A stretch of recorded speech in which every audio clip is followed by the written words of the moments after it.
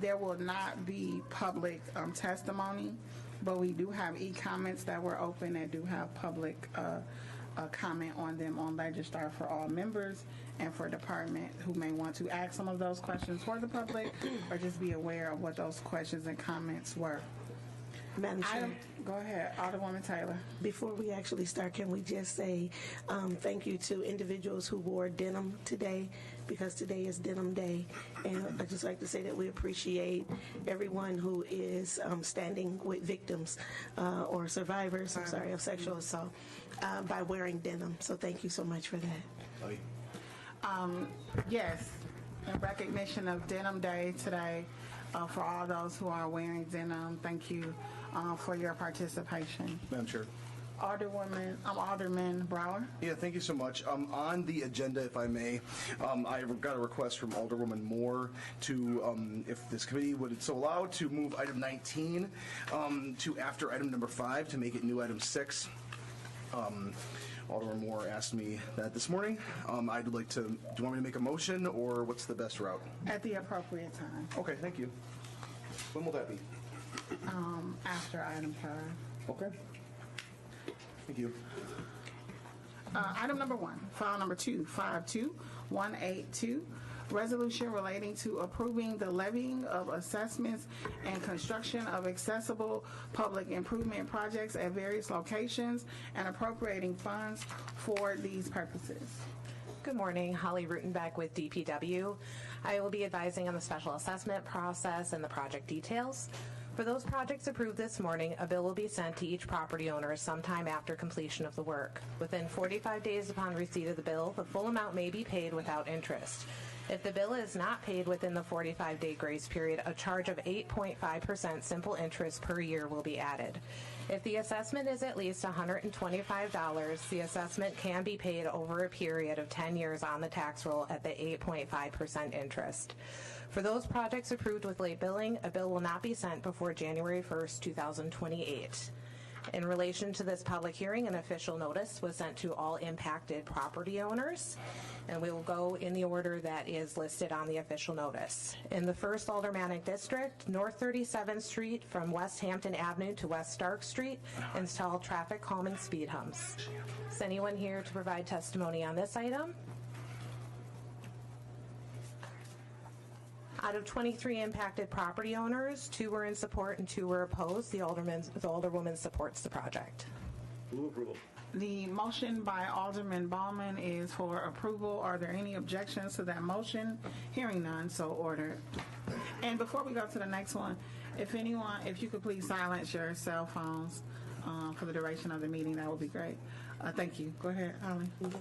North 46th Street from West Hampton Avenue to West Stark Street, install traffic calming speed humps. Is anyone here to provide testimony on this item? Based on the results of the postcard survey, the Alderwoman supports the project. The motion by Alderman Baumann is for approval. Hearing no objections, so ordered. In the 3rd Aldermanic District, East Kane Place between North Warren Avenue to North Pulaski Street, install traffic calming speed humps. Is anyone here to provide testimony on that item?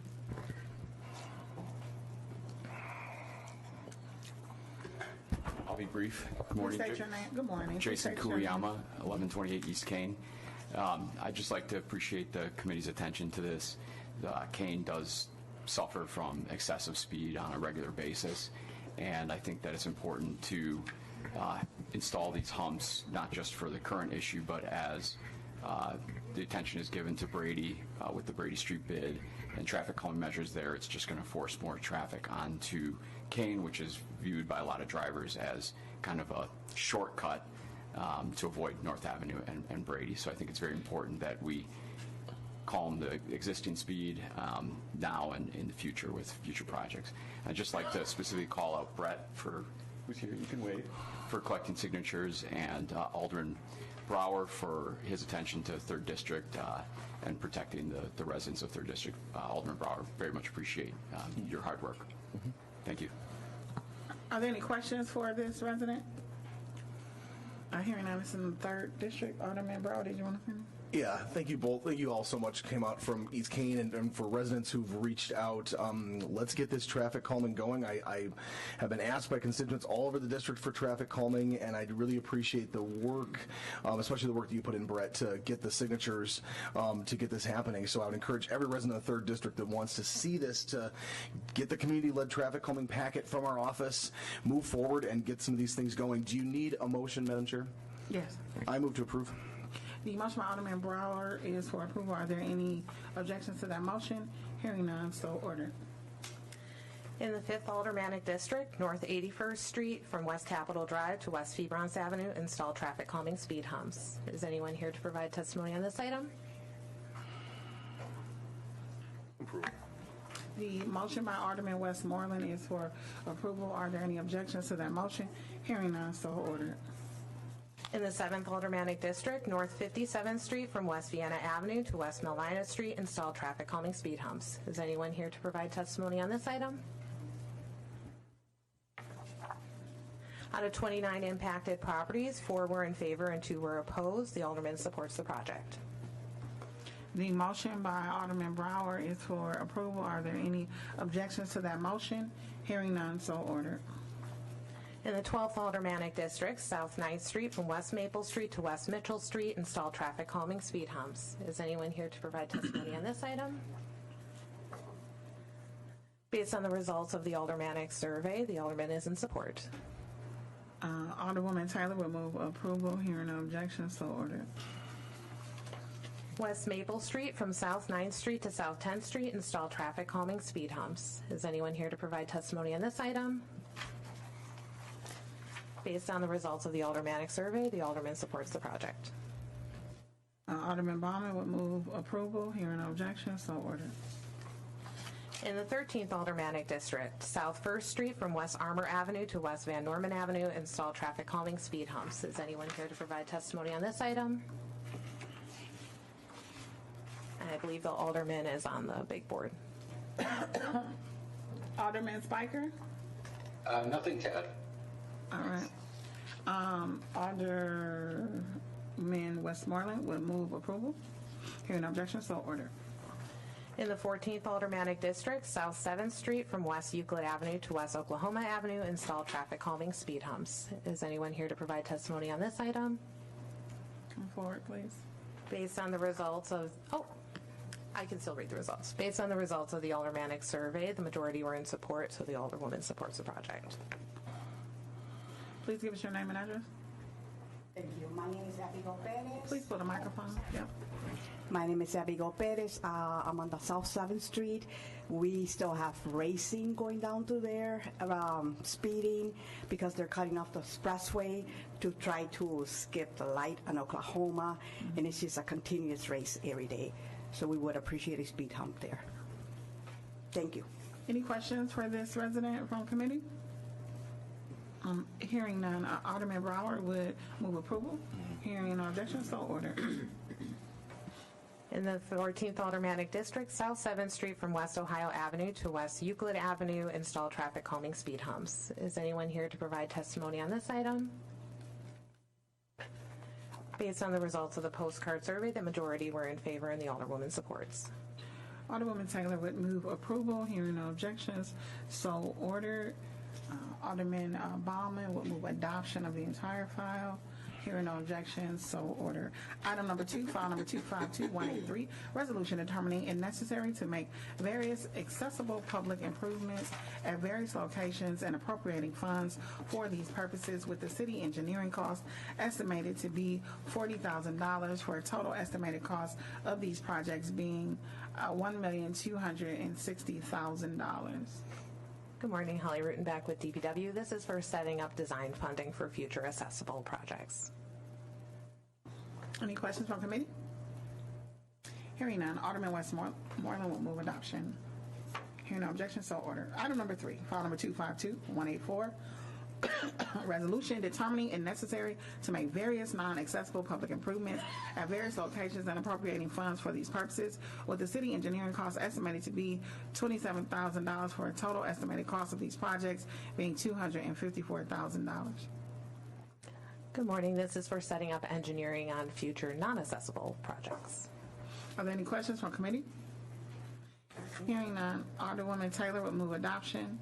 Hearing no objections, so ordered. Item number 4, file number 252185, resolution approving construction of non-accessible public improvements at various locations and appropriating funds for these purposes, with the city construction costs estimated to be $5,879,951.53 for a total estimated cost of these projects being $52,438,733.45. Good morning. This is setting up construction funding for non-accessible projects. Alderman Baumann would move adoption. Hearing no objection, so ordered. Item number 5.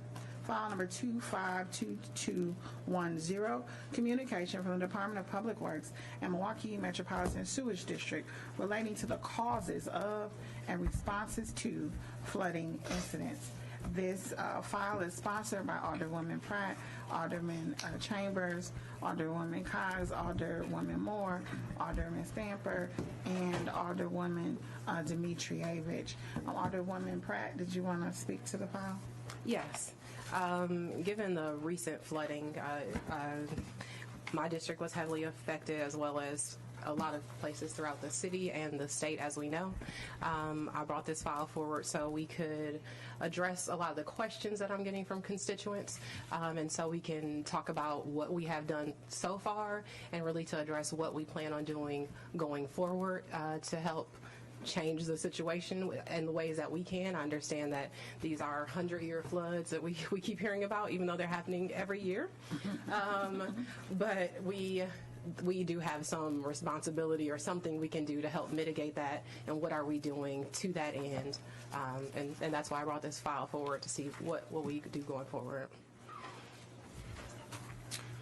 Good morning, Madam Chair, committee members, other alders here. Gerald Krushke, Commissioner of Public Works. What I'd like to do is I'm going to give some details about the storm that week. We're going to go from 4/13 through 4/17, and then what will happen is then I'll hand it over to Kevin and Kurt. We'll go through some of the things that Sewers has done in the past, what they're doing in the future, and some of the response related to just Sewers itself. And then I'm going to pivot over to Kevin Schaefer to talk from a regional perspective from MSD. And at the end, then I will explain some operational changes as we kind of move forward from DPW Ops. So just kind of the sequence of events. So the details of the storm: Monday night was 4/13. We had extreme high winds, moderate rain. Impacts really were to more of a DPW forestry crews with about 208 service calls. More than 30-40 trees were roughly down. That transitioned into Tuesday night, where was the first time we've seen high rains, which over 3.5 inches on the north side of our city, and it came down extreme intensity. So about a 25-year flood kind of range which what the gauges were said. At that time, we had about 402 sewer calls for surface flooding. An additional 64 forestry calls because the ground was still saturated, so we still had more impacts to our urban canopy. And then we go into Wednesday night. So Wednesday night, 4/15. This is already when we already had 2 days of rain and high winds. We had 100% saturated soils in the city. At this point, this is where the system was stressed, and both our sewer section and MSD can explain what that actually means.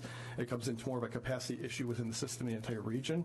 And that night, we had 1,312 sewer calls that included surface flooding, backwaters, missing lids. There was huge pressure within the system itself that were actually popping off manhole covers. And then we had an additional 22 forestry calls. And then we moved into Friday night, which we had intense rain, minimal calls. There were some surface flooding, but not as much as there was on that Tuesday, Wednesday night.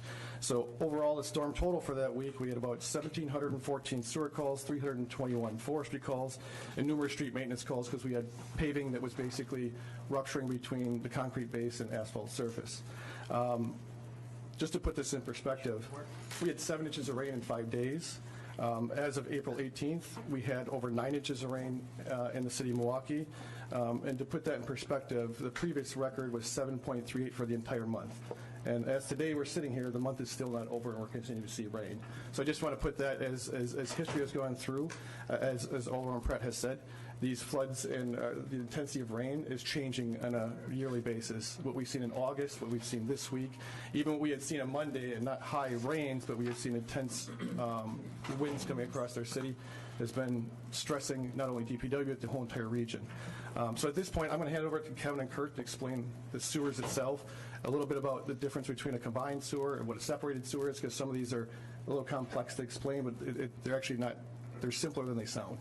Yeah, But Kevin? sure. Thanks, Commissioner. Chairwoman, members of the committee, other alders, thank you for joining today. Kevin Muse, City Engineer in the Department of Public Works in the Infrastructure Services Division of DPW.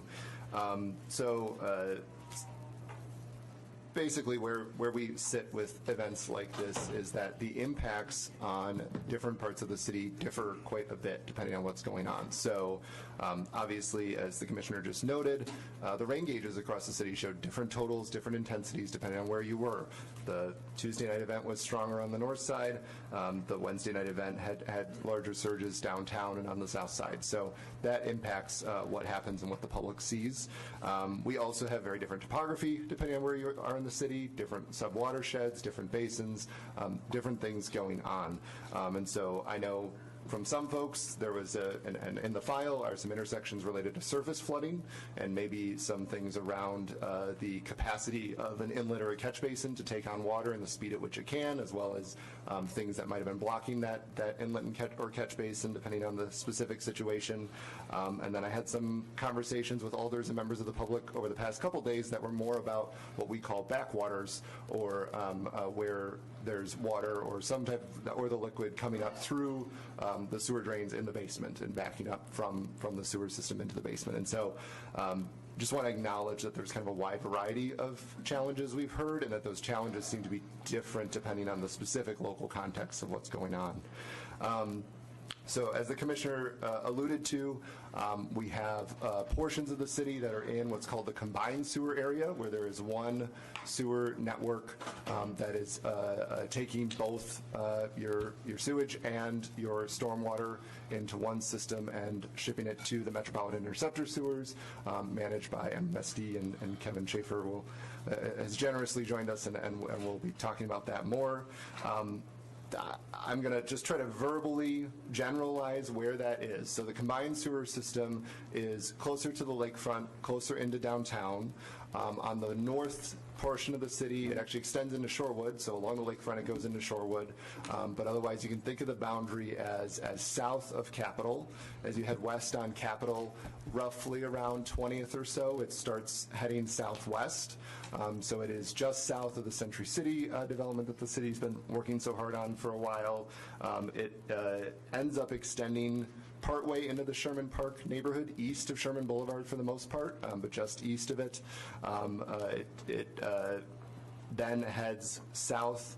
There's a portion of Washington Heights. Washington Heights is the furthest western portion of the combined sewer area, so about half of Washington Heights is in it. You continue heading south, kind of straight over the valley, roughly along 35th Street, and then it starts bending down towards Forest Home and then Oklahoma on the south side. So if you're inside those boundaries, if you can think of your mental map, that's the combined sewer area. Outside of that, largely we are in a separated sewer system. In a separated sewer system, the rainwater, stormwater is being managed separately from the sewage and waste coming from homes and businesses. So they go into two separate systems. The sewage and waste still reaches the MMSD system and goes to be treated at either the South Shore plant or the Jones Island plant. And the storm water in that area largely doesn't touch the system before it gets from our storm system to a river or a creek or some type of surface water. So that's one of the key differences. Generally speaking, the combined sewer service area is designed and has historically been designed for a 10-year frequency storm. And historically, the separated system, the stormwater system in the separated area, historically was designed to a 5-year storm. We are actually 5 or 10 years ago now, we decided to start with all of the replacement and relay projects we do in the separated area to also design to a 10-year storm in that area as well. So that's kind of a rough overview. I'm going to try to keep my comments on this very brief because Kevin from MSD is going to go into this, and frankly, they've been doing the lion's share of this work in close partnership with the city and many other municipalities in the region. But we've, just for the benefit of the public, and I think most of you at the table know this, we've not just been sitting around waiting for events to get larger and larger. Obviously, the deep tunnel was the most significant initial investment in managing large rain events in the city's history, but that type of work has continued to happen, and MMSD really has been leading the way on this, and the city's been partners with them and working with them as they make investments in the watersheds across the metro area. So, right now there's been significant investments happening along the KK River to manage floodwaters and storm events in that area. Still ongoing, but historically the Menominee River saw a significant number of investments. Lincoln Creek was one of the first to see those types of investments where we reinvested in both habitat and flood management in restoring one of our waterways in the metro area.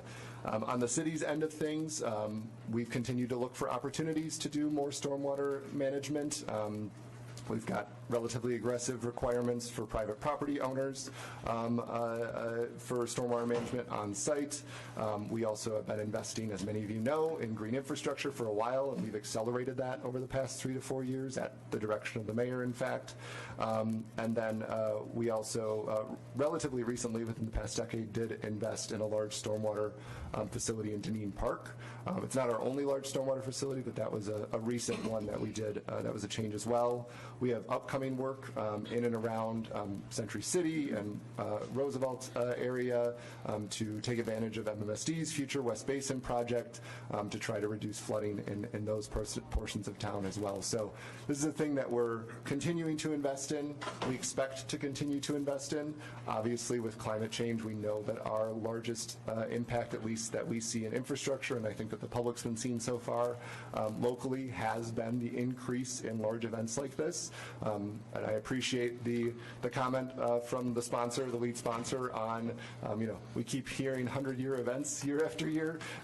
We recognize that too within the industry and within DPW, that the events, the categories we use to determine what type of event and intensity is occurring are set at a federal level, and they look backwards. They use past data. So what is considered a 100-year event does continue to change over time as we get more and more data, but because it is looking backwards, it's still always going to be a little bit behind what the frequencies may actually be due to climate change as that accelerates.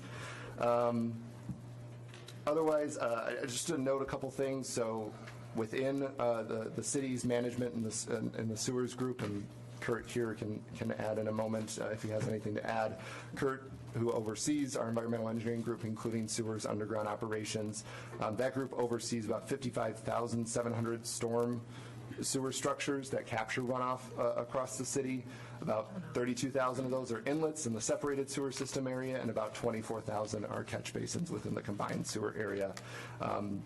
We do have regular cleaning of those structures. It primarily occurs between April and November, not over winter, and that's part of our regular maintenance of the city's sewer system across the city. Just checking my notes here, is there anything else?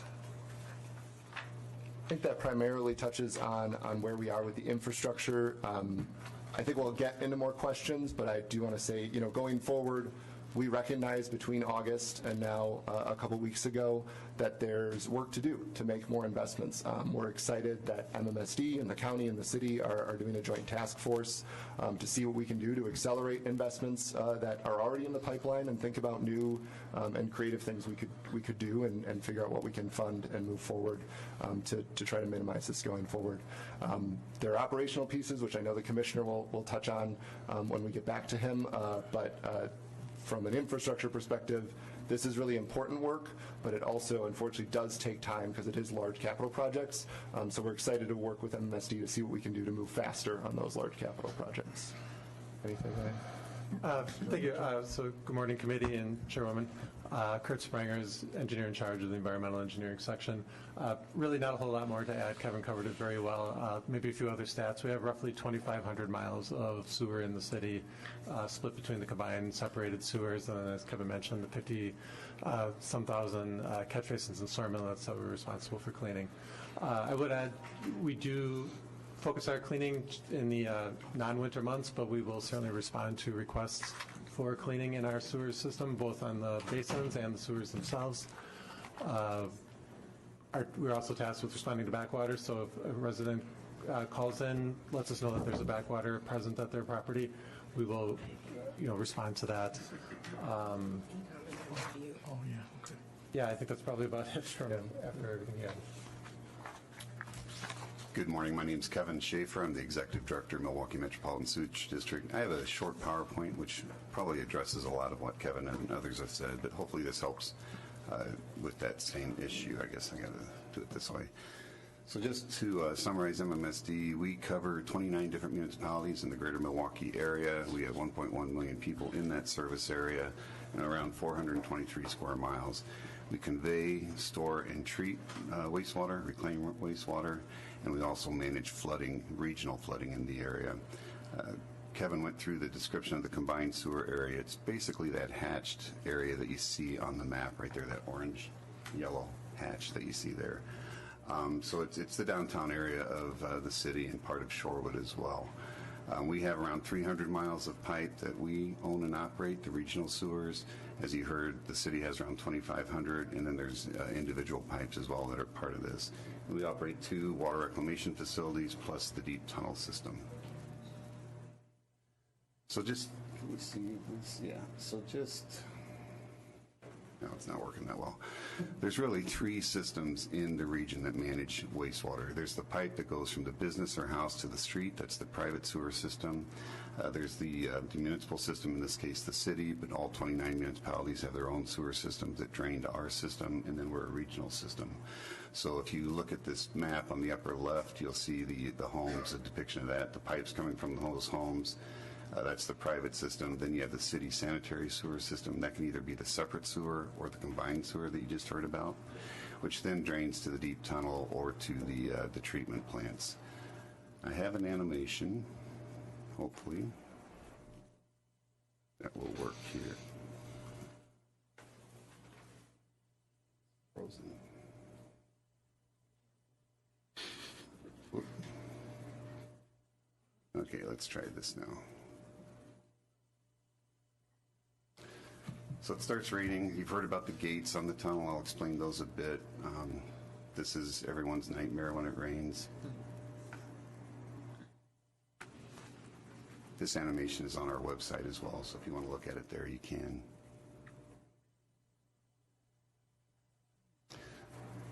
So what you'll see is when it's a normal day, water comes through the private system that I talked about into the village or city system that then takes it down to the regional system, which is that pipe there, takes it to a structure, and as you can see the blue line on the bottom, that's taking water to the treatment plants. That's always flowing.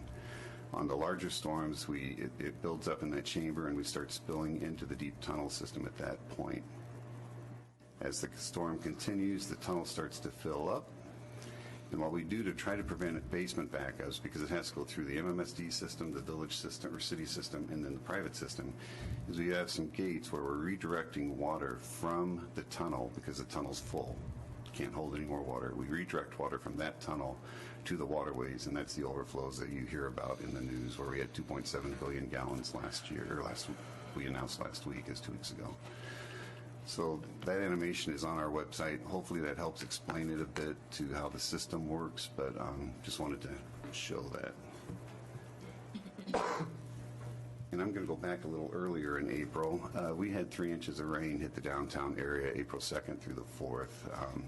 Deep tunnel filled to 353 million gallons. It holds 432 million gallons, so it was pretty full. We did not have overflows that time period, but the ground was saturated. As the commissioner said, the ground was saturated, everything was wet. And even if you go 10 days later, which is basically what it was, the ground was still pretty saturated. We moved to the April 13th, 14th timeline. We had a prolonged rainfall with 4 inches of rain. In the downtown area, it was over 7 inches, which you heard the commissioner talk about. We filled the tunnel to 398 million gallons out of 432, so the tunnel was full. When we're that close, it's full. We did have a combined sewer overflow of 2.7 billion gallons and a separate sewer overflow of 12 million gallons. Now, the tunnel was not built for flood management. The tunnel was built for water quality. It was built to protect the lake, protect our drinking water supply. So we only have overflows when the tunnel fills. And although we don't want an overflow, those overflows help prevent basement backups in a lot of areas. So it's kind of a safety valve for the whole area. So we need to have the overflows for these very large storms, so we do what we can to prevent them. This just summarizes the rain of that week. The top graph that you see, those are hourly rainfall amounts, so every time of that bar is an hour. And as you can see on the evening of the 14th, early 15th, we had a very large event hit the North Shore, which the commissioner talked about. We had overflow points, not from the tunnel, but up in the system that overflowed during that time period. That's what you see with the 8:24 p.m. start. Those just automatically go if the water gets too deep, and we want those to go because if water gets too deep, it's going to start backing up into basements. So those try to help prevent that basement backup from occurring in those systems.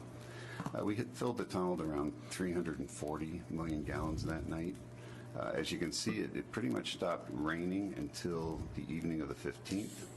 And if you see that one blue bar at the top, we had a 3-inch per hour rainfall hit, which is a very extreme event in a short period of time. You also see that vertical blue line at the bottom. So this bottom shows the cumulative rainfall.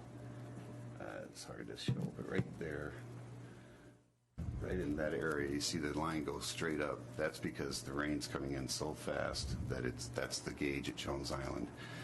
So we had held it to around 340, 350 during the day on the 15th, no overflows. And then on the evening of the 15th, we had this huge rainfall hit us again, which is when the 3-inch hit. And that's when we had to close the tunnel off and have a tunnel combined sewer overflow. We had the individual overflows up in the neighborhoods, Bayside, 32nd and Hampton, different areas. And then this was a tunnel event where we had to close the tunnel and redirect that water from the tunnel to the rivers because the tunnel was full. The tunnel was full until we ended the CSO on April 19th. So when the rainstorm hit on the 16th, Thursday, when it hit on the 17th, Friday, that water just passed through the system. The tunnel's full. We're treating what we can at the treatment plants. Anything over what we treat at the treatment plants goes to the rivers to try to prevent basement backups. Hopefully that made sense.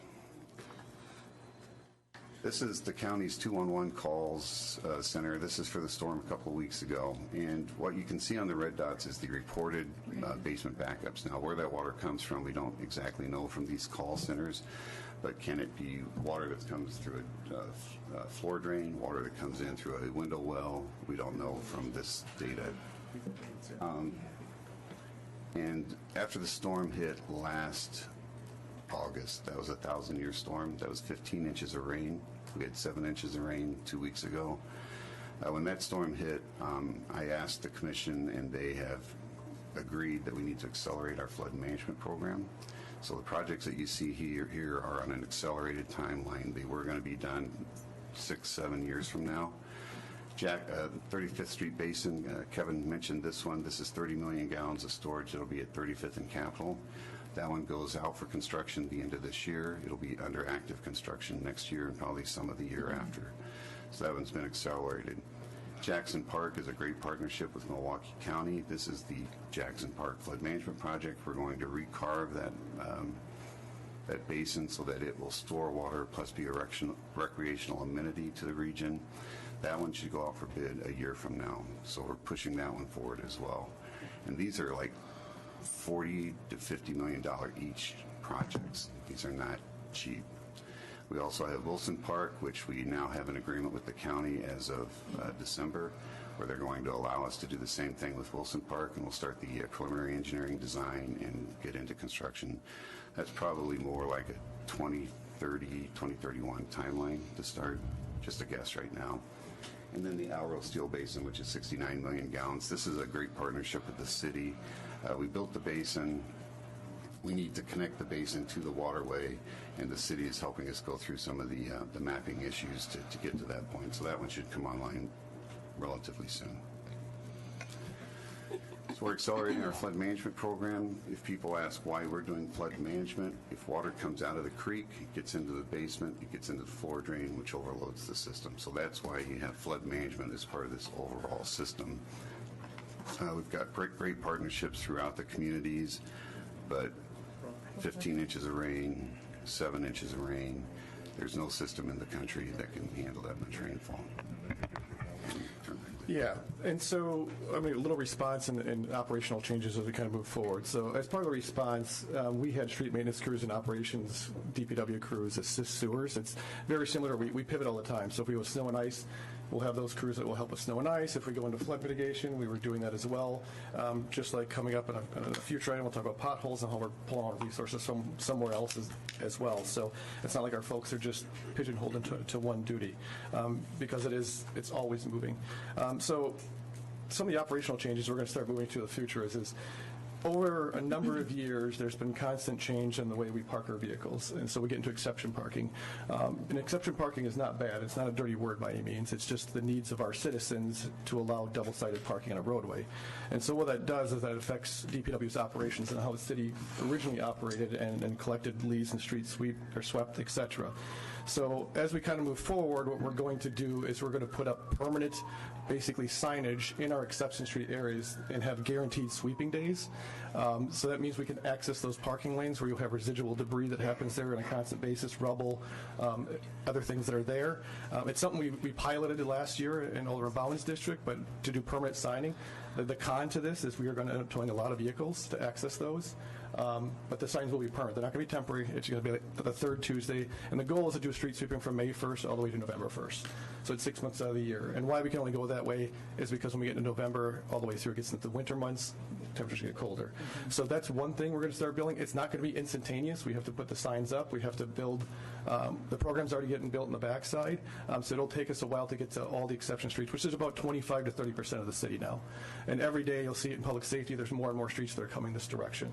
So that's one thing. The other thing is how we actually collect leaves. Because we have exception parking in the city and we have residual leaves, we have Mother Nature that is constantly affecting the way we do things, is we want to move to a full bagging operation. So that means not pushing leaves into the parking lane, not parking on top of them, but if we can't get to, let's say a snowstorm happened like we did right around Thanksgiving time, the bags will be sitting there on the side where we can collect them at a later date. I do want to put some things forward related to leaf collection.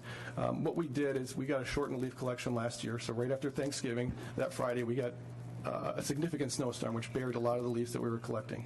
We've been fortunate in previous years where we could go all the way until mid-December collecting. That was not the case last year. So we told residents to continue to put in those requests, which we did.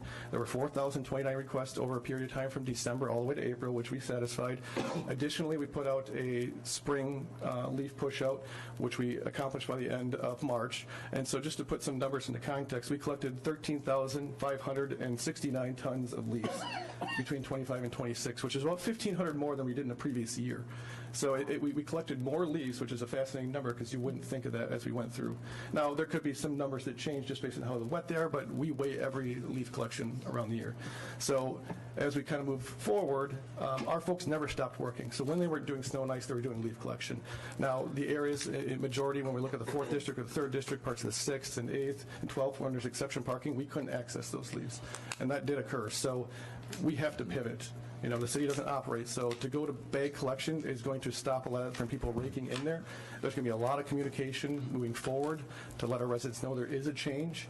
And it's not going to be easy because it depends if, you know, we're going to put it on social media, we'll be in news, however we can get it out to our residents because they're just familiar with doing things the same way. And the more we get back to doing this is, you know, there's a lot of comments, and I had some conversations with Alderman Pratt, and a lot of our constituents ask us and residents, hey, why don't you do things like your neighboring communities do? Well, this is one way. I mean, a lot of them do this. We're not the only city that does this. We've been trying to poke around all over the nation what's the most effective way and to keep debris out of basically our catch basins and our sewer system. So these are the two things we're going to work on this year to change. I'd like to start the communication now. We're talking about April because when leaves start dropping in October, at least the public will know. So I was a little put off just by the failure because our staff has been working around the clock, 12-hour days nonstop, basically since October. And we have moved into snow season, which is just standard in the city. We get snow and ice. We're constantly doing GICs. They were doing leaf collection. They were doing forestry calls. Right now, I got forestry crews that are working 14-hour days just because of the storms we had on Monday. We do not stop working. We try to pivot as much as we can. Mother Nature has not been our friend in April, period. And I cannot control that as a department head. We can continue to do projects to try to relieve pressure off of a sewer system. We can continue to build infrastructure and green infrastructure to collect rainwater, high winds at that point and trees. I can't give an answer there. But as our city continues to change and the way we operate or the way we are building our infrastructure, we have to pivot our operations. So these are the two things that we are going to move forward with, moving to fall this year and starting this summer with a full street sweeping. So just want to mention that. So at this time, we're open to any questions. Before we take questions, I do want to publicly say thank you to the city staff that have been, I'm sure as their own homes are probably flooded, working hard to help other residents clear out their neighborhoods, their homes, that kind of thing. So I do want to kind of lay that foundation. I know a lot of criticism often comes when we all are struggling with what has happened, but what shouldn't be lost in that is the tremendous work of so many folks to at least try to help. So I want to say that first. Secondarily, you gave the two things that you all plan to do immediately to help address the issue. What is the price tag attached to those two things? So from an operational standpoint, for us, it's just bagging isn't going to change much. It's just how we collect. So more of it's in the operational background. So that one's not going to be that much. I mean, the one impact that will be to residents is actually purchasing these bags. So that's the one concern. I've had some conversations with others because not everyone can. I mean, they're minimal. They're $2 a bag, but there is an impact to some of our more impoverished neighborhoods, and so that's recognizable. So there might be other ways that as a city we can help subsidize at least getting those folks bags. So that would be kind of like a financial impact there. When we move into the street sweeping, we have to move the operation there, and really it's the sign investment. So it's putting in the permanent infrastructure to add the signs. So it's going to take us a while, and we'll go neighborhood by neighborhood trying to develop this, and obviously it's going to be a lot in the 4th, 6th, 3rd, and 12th, and parts of the 8th, and there's other areas even outside those districts that will be there. So there, I don't have a fiscal note tied to that, but it's just going to take us time to internally make all the signs and get those up. We've already had discussions that started already, and so we'll start targeting neighborhoods and installing signs. And then once we have the signs installed, that's when that street sweeping will transition. I'm assuming we're not going to have all the signage up by the end of this year, but we will have a good portion of it. So this might take maybe a year to 3 years, depending on how long this takes us to get signage up. So it's a process. It's not instantaneous. But it's not a huge financial impact. It's just how we're doing our operation is going to be different. So building the model on the backside is a labor-intensive portion. Before I take the other question, I'll just say this too. My hope is that as you are seeing the changes and as you study best practices and bring them here, that you that's ongoing. Mm-hmm. So it's not reactionary, it's proactive.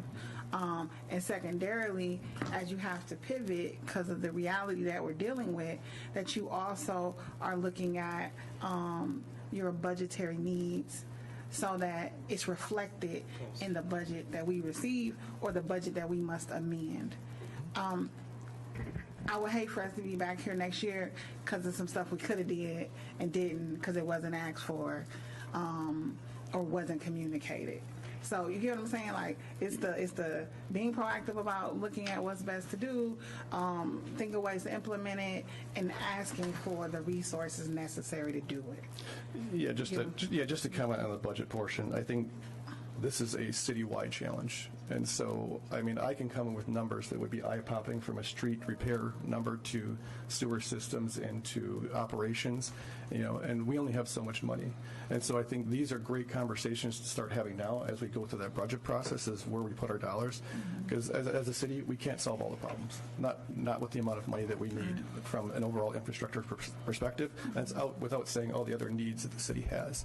But I do think it's a good process, and having a plan forward, how are we going to catch up or make changes. You just can't do them all at once. Thank Thank you. From committee first, are there any questions? Committee members? Yes, Madam Chair. Alderman Baumann. This bagging operation, so you will stop leaf collection in the traditional way, period. That is correct. And what about the folks that still rake their leaves into the street? They gonna get fined, arrested, hauled to jail? What? And the leaves will just sit there indefinitely and cover the catch basins? So, no. So with leaf collection, we're still going to have an operation because if you think of a city tree sitting in a terrace area, part of those leaves are going to fall within the street. So we're going to access those leaves. What this is going to prevent is going to prevent people from their front lawns and their back lawns putting all the extra leaves there. So if you consider, you're going to reduce 75% of what's going to fall in the roadway. And now, do we have some sort of, do I want to penalize our residents as they're putting leaves out there? That's a potential, because the way the ordinance says right now is throwing anything within the public right-of-way is considered littering, with the exception of leaves. And if that's something we want to move forward with, just like we do with snow operations where people are putting snow into there, I'm not sure we want to go into just basically penalizing all our folks. I think we have to see how this is going to transition. We are still going to have almost both operations, but we're going to prioritize bagging. It's going to take a while for our citizens to understand there's a shift. But the more leaves and stuff we keep out of yards, the better it's going to be. It's going to take 2-3 years, you said, to put up these signs indicating designated dates for street sweeping? Well, 25% of the city, so if you divide 1,500 miles through, that's a lot of signage. So I'm taking a guess. We might have it done by the end of next year. I have to sit down with folks, but they already know we're going to start moving forward. It's a lot of signage. Madam Chair. Okay. Along that questioning? All right, President Chris? Yeah. So I live next door to county-owned, MMSD-owned land. That's where all the trees are. Are they responsible for the leaves? The park across the street is Pulaski. Is the county going to ensure that all the leaves in the trees don't come into the public right-of-way? They're responsible for bagging them or making sure they don't fall into the street?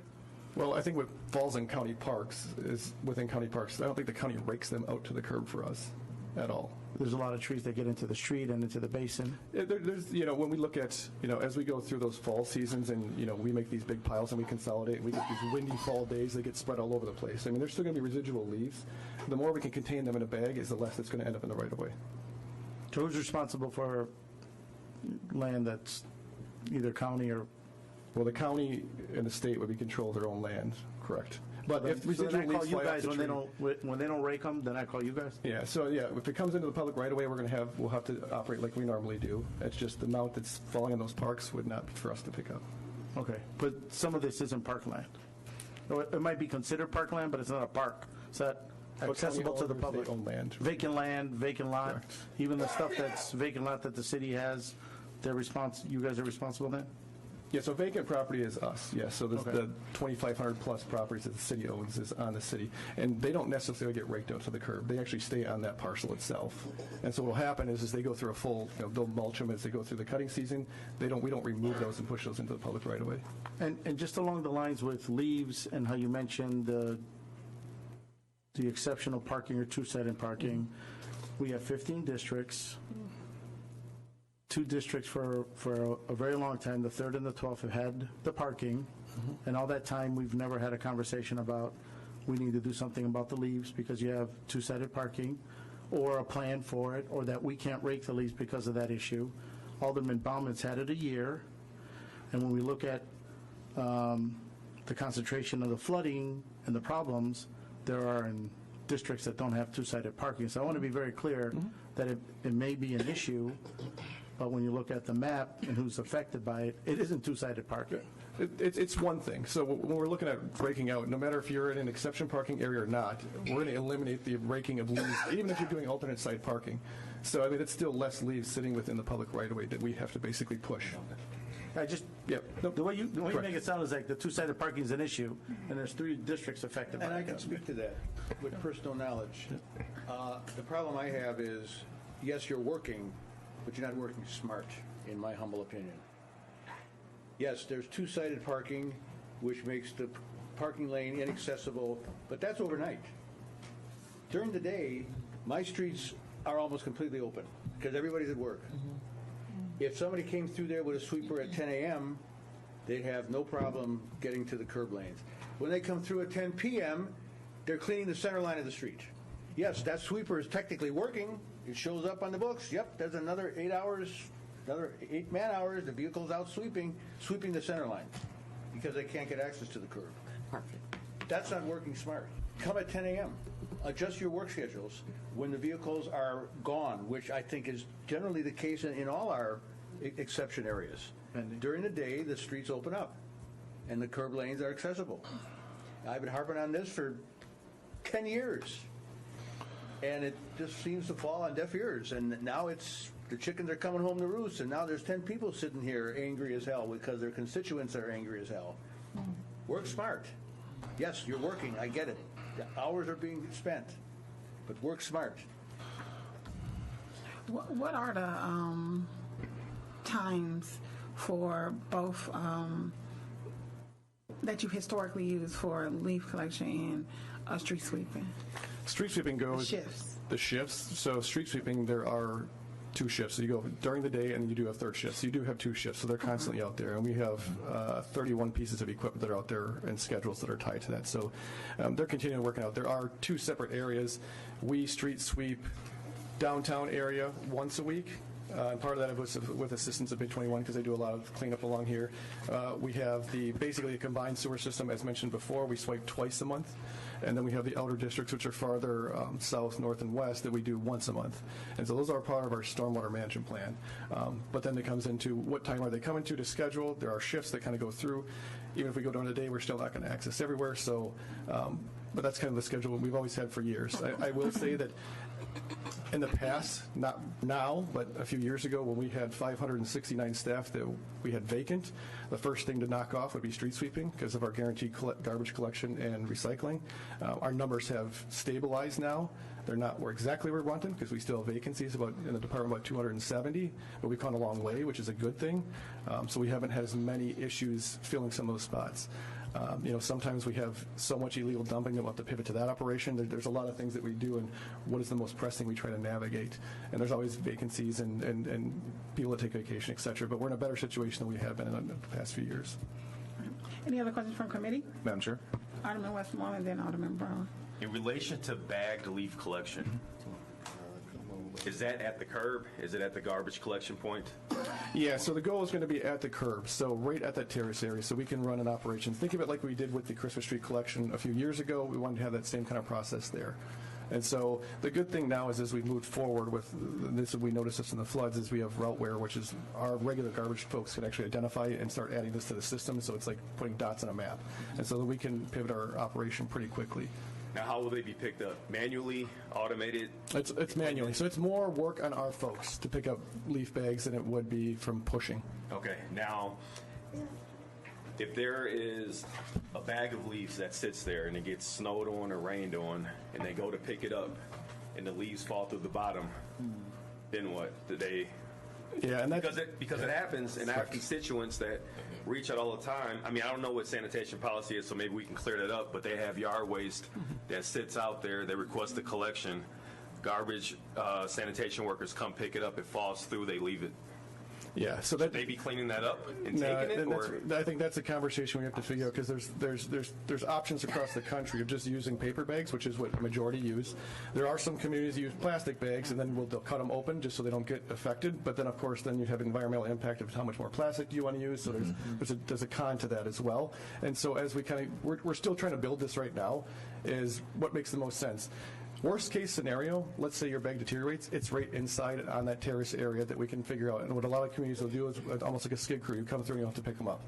And to put some grass seed, but they're not sitting in the roadway, clogging up drains, and et cetera. So that's what we're navigating, but it's not uncommon across the country. So currently, what's sanitation's policy if that bag falls, the bottom falls out? We'll have to come back and clean it out because we had a delayed service. And maybe it's not because of us. It could be Mother Nature. That's but part it's of the not system. just we can't take that. No. They should be taking it. And that's what it should be within the system. This is what's going to be nice is here's a bag, you can see it sitting there, you can see the pile, so we will have knowledge that, and when we can get to it, depending on what phase we are in the seasonality. Got it. Thank you. Any other questions from, Brower, Alderman Brown? Yeah, thank you so much. So this is, first of all, this is some good options for areas like the east side where we struggle with a clogged catch basin that, and I know that wasn't the majority of the flooding that occurred with this last storm system, but we do have periodic storm systems where it gets clogged, either with the catch basin gets clogged with debris or leaves. So I'm really excited about this. I'm really excited to roll this out to constituents. I think a lot of them will be very happy about this idea of scheduled sweepings. Just a couple logistical questions about that. With the scheduled sweepings, are we going to be, we will be towing to remove, right, so that we have a completely unobstructed, we're not just going to say, oh, you know, Mr. Jones forgot to move his car, well, we'll just go around it. We will remove that vehicle so there'll be a completely unobstructed block where we could sweep and clear the entire thing. That's good. When we remove that vehicle, are we intending to take it to the tow lot, or are we going to move it to the closest, nearest opening on a street? And will there be a citation to cover the cost then of that tow truck, the removal, or how is that going to work? Yeah, thanks for bringing that up. No, so the goal is here to relocate the neighborhood. We don't want folks to drive all the way to the tow lot, nor the capacity for that. So when we've done these pilots before, we find a location. In some of our denser neighborhoods, this is where we have to figure out exactly where we're going to tow to make sure we can access that. And so the sweeping operation takes over 2 days because you're going to have one side that people can still park on their block on the one side and then flip-flop the next day. But there will be there's a tow fee and there's a citation because you're illegally parked. And so that will be addressed and ticketed just like we do for any other event in a similar situation. And so that would be, and so that would help to cover the cost then to this. So we had some questions about cost of implementation, at least for the towing. That would, is there generally cost recovery then when we are towing somebody with the citation that's issued? So the citation would be separate. So there's a tow fee that's there. So we have private contractors that will tow and relocate. And so we have a statute limit. There's a limitation on how much we can charge the public. But then there's a citation because you're illegally parked. So two different things, but that's the total fine. Okay, cool. And then actually, I had some other comments, but I'll wait to get other alders to get their questions answered. I would suggest as you build out that plan that you also build e-texting it, like so that people can sign up to be texted and reminded about the day that it's coming through, just to reinforce the signage. Any other questions from committee members? Oh, committee members. Okay, if there's none from committee members, I'm going to go to Pratt first because she was the sponsor, then I'll go to you, Alderwoman Demetria Edwards, and more. My question is for MMSD. I represent Lincoln Park, which is where some of the first work was done to help alleviate some of the flooding. There are over 15 homes that were lost there about 20 years ago during a flood. Also represent 35th Street, where the 35th Street Basin is, and I represent the West Basin rather, and I represent where the 35th Street, where we're putting something there. However, along the entire corridor on Capitol, even with all these improvements, I have flooding at 35th, 27th, 20th, and 9th, and 16th every time it floods. I guess what I'm looking for, and I think what people are looking for, is why? Why is this happening? What are we not doing, or what can we do to stop that? And yeah, I guess I'm frustrated in that I'm using TID money that should be improving streets to do sewer work, right? And I shouldn't have to, but I am, because I know that we need this done. So how can I justify this? I know the D-tunnel helps us, all of this helps us, but how can we tell people how this is working for them, what we're doing going forward, because they don't see it. I don't think they see it. They don't feel it, especially in that particular corridor. But even when I put this file forward, I put forward intersections all over the city where I can go to the intersection I know is going to be flooded, regardless of how much rain happens, in several parts of the city. I know for sure Capitol, because that's my district. I know for sure Teutonia and Kiley, or Teutonia and Kinsey, that's my district. But there's 97th in Hampton. There is 31st in Fond du Lac. They're all over the city. So what are we doing in those areas specifically, I want to know, to alleviate that issue? Sure. And thank you for the question. It really comes down to where's the water coming from when these areas flood? Is it coming out of the creek in Lincoln Creek issue? Is it coming out of the creek and flooding the area? Or is it flooding? You mentioned intersections. That's more the local system that you have to look at. So it's a partnership that we all have to work on together. But the flood management projects is the water that gets to the creeks. And how do we manage that water in the creek? 2 weeks ago, I did not hear of out-of-bank, what we call out-of-bank flooding from the river. So that tells me it's more of a stormwater issue versus a flood. I know this is confusing, a stormwater issue versus a flood management issue, but that's what we have to deal with on this. I think you said earlier the design storms for storm sewers were 10-year, and we had a 25-year event hit 2 weeks ago. We had a 1,000-year hit last August. Our design flood management is the 100-year event. So it really has to be a conversation. Where'd that water come from? And I did not hear of out-of-bank flooding 2 weeks ago. And even in August, there was just limited out-of-bank flooding that we heard of. If there's intersections that are flooding, and Commissioner Chambers called me during the storm, if there's intersections that are flooding, that's where we need to look at how we manage that stormwater to get it to the creek. Yes. If that makes sense. Yeah, I mean, that's my question. Are we making those intersections higher? What are we doing so that we are directing that water away from there? It's pooling at 20th and Capitol. You cannot go through 20th and Capitol if it rains. You cannot get on the freeway at 9th and Capitol if it rains. You can't, 27th and Capitol, under every bridge in the city. I mean, we saw that this time. I think that's one of the good things about this task force, this flood mitigation task force that we talked about a little bit. It was formed about a week and a half ago. We're meeting here soon, and we're going to try to integrate the county's work, the city's work, and actually all the municipalities' work, and MMSD's work, because you have to follow that drop. It's really simple. You have to follow that drop of water as it goes through the system and what's causing it to back up or not back up, and try to work at it. And that's that angle. That's why we're installing green infrastructure to manage water where it falls. That's why we're working on private property with those laterals that go from the homes to the street to try to reline those pipes so that they don't take in more water. You're just trying to reduce the volume of water that comes into the system. Does DPW have an answer for the Capitol? And I'm asking because I share Capitol with Alderwoman Pratt, and she's right. Those particular areas. And Commissioner, we personally called you when we're driving around seeing it ourselves. So is there, for Capitol, is there a specific reason? I would say there's multiple reasons. As City Engineer mentioned earlier, at any specific location there are multiple reasons for why there may be flooding, and whether it's the drainage structures themselves, if they're clogged with trash or leaves or anything like that, the amount of impervious surface that might be in the area, and especially in commercial districts where you have a large amount of parking and things like that. Our infrastructure in terms of how does it pass through the system, like so 20th and Capitol is a good example of where there are a couple large storm sewers that pass through that area on their way to MSD's basins on the northwest and east basins. So any one of those things can definitely play a factor in here. Keeping the structures open certainly is one of the things that we're working towards.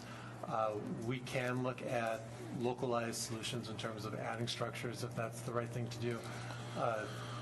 That those add other maintenance elements, other traffic elements, utility conflicts, things like that. So it's not always a guarantee that we can just simply put in more basins and that will take care of the problem. But we do look at those possibilities.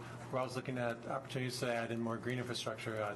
27th Street, just north of Capitol, there's a whole series of green infrastructure along that route.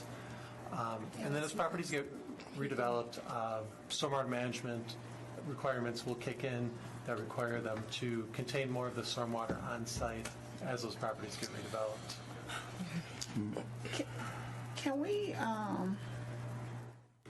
you all keep track of the specific areas that every time we rain, that is particular flooding, right? Mm-hmm.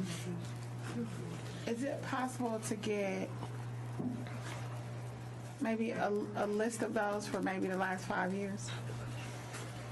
And as you all look at new projects in an area, infrastructure-wise, are you also looking at the storm mitigation piece and what you could infrastructure do to help? Yeah. Anytime there's a roadway replacement, we always look at the whole entire system at the same time. It's an opportunity for sewers to get there. So any reconstruct that comes through, not high impact paving because that's just a maintenance. When we look at a full reconstruct, the sewers are always looked at, upgraded catch basins, et cetera. I do want to say we do have a hot list. Your potential intersections that constantly flood. Yeah. And what sewer maintenance does is when they know these are going to go, a rain's going to come, they actively go out to those basins to make sure they're clear. It doesn't necessarily stop surface flooding from happening. I did see them at 20th and Capitol. Yeah, I'm saying, so I know it's something. Yeah, so we do have a hot list that we try to go to because it's regular occurrence. And deeper than the basins. But it's deeper than that. Yeah, correct. So, Okay. They can get the basin itself to make sure it's clear, but there could be other things like Kurt had mentioned.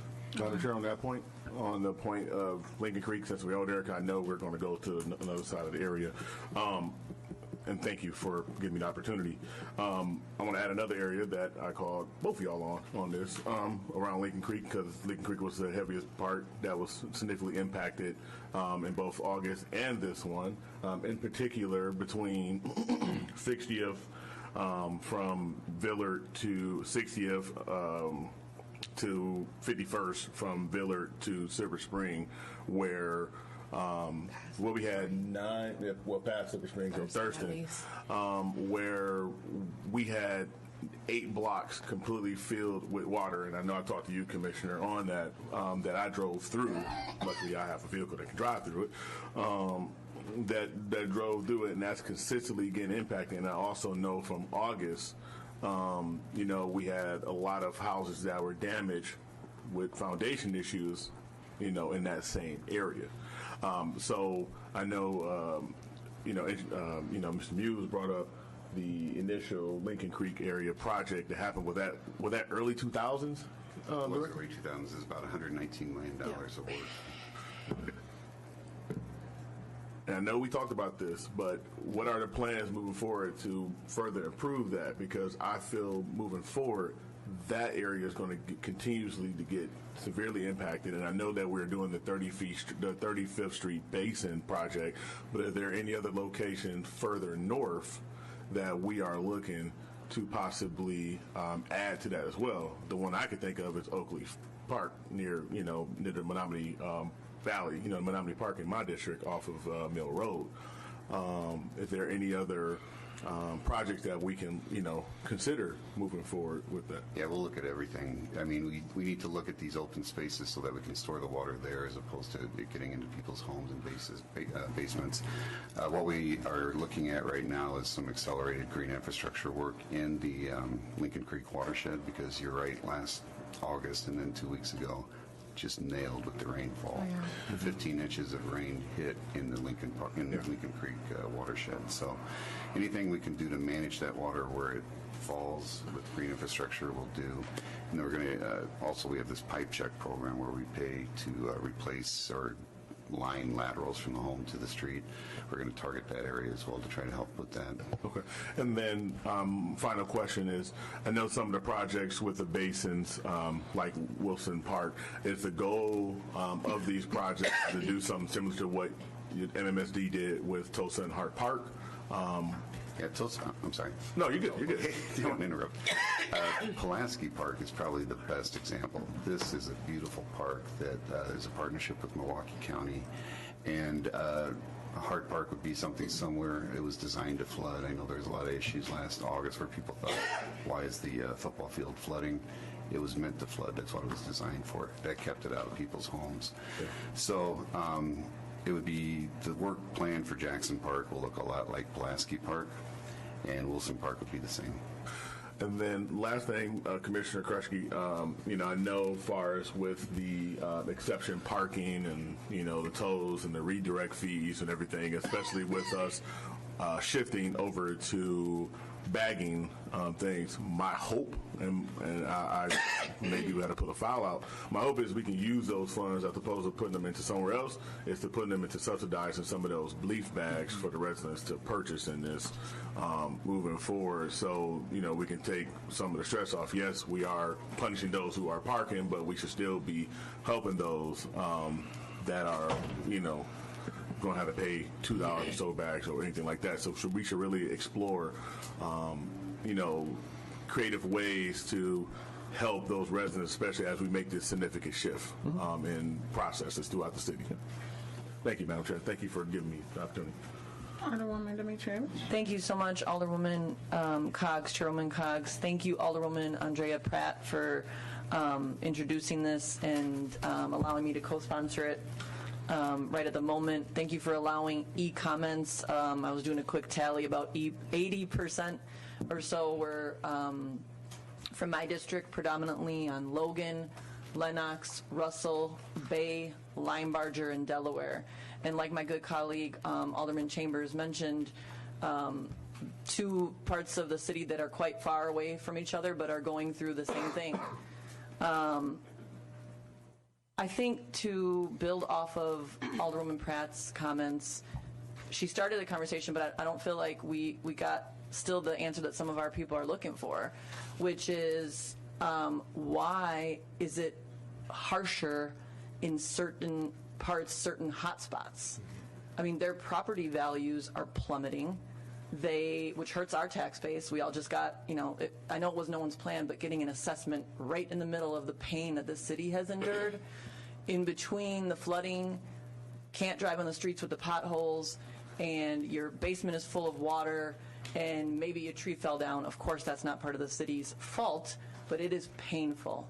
I am feeling the pain of my constituents, and it's really rough because it's hard to say, well, that's weather, these are exceptional events. What they're looking for is that these are exceptional events, the climate is changing, and what are we doing to respond? That's what they're looking for. And today, when they've rebuilt from August, many cannot claim again in a calendar year if they even were lucky to claim the first insurance. They are asking me to ask you all, and I will have to do it, for financial help. This is going to preserve our tax base. If people are looking to either sell their homes, they'll get less for it. Well, I mean, you know where I'm going with this. We've got to find a way to, if it's I think it was called it was a basement backup valve. The mothership, which we've probably seen many articles from, that I have to speak into the record, it is up for a James Beard Award. This is right off of Lincoln Avenue in the Logan area that we're talking about, near the Army Reserve. Great bar, by the way. Well, I'm just getting started, actually. I got more for you. It is a great bar. But think about the just embarrassment, if you will, that they are up for a James Beard Award. They rose from the ashes of being closed for 3 months in August. They got back up, and they have now all that work that they did and repair, they had to close down again. They are in a hot spot. And it's just embarrassing to me that they're helping us shine our light as a city. We're up for the Michelin, but yet they have standing water in their basement. They can't produce ice. They can't do what they need to do. The people that work there are employees in my district. Across the street is Washer. I have an email, and I've sent it to y'all, from the CEO who said that their HR and their control room was completely ruined. Hundreds of workers in that factory live in my district. So we've taken this angle from many ways. I'm going to take the economic way, is when we add up all of this pain and suffering, there is a major impact to the city of Milwaukee. And what my constituents are looking for is, what can they do today? Can they claim something? Can they ask for funding? Is there a certain valve or anything that can be done in the basement? What can they do with MMSD? They're looking for specifics, because is there a map like we were asking for, when is there areas that have like less impervious pavement? We need to put each heat map on top of the other heat map, and you're right, have some really specific solutions. But what would we say to Logan, Lenox, Russell, Bay, Limebarger, Delaware, and all my friends a little further north, those residents today? What can they do today? They've went through 3 water heaters. They went through 2 washers and dryers, a couple refrigerators. What can be done today?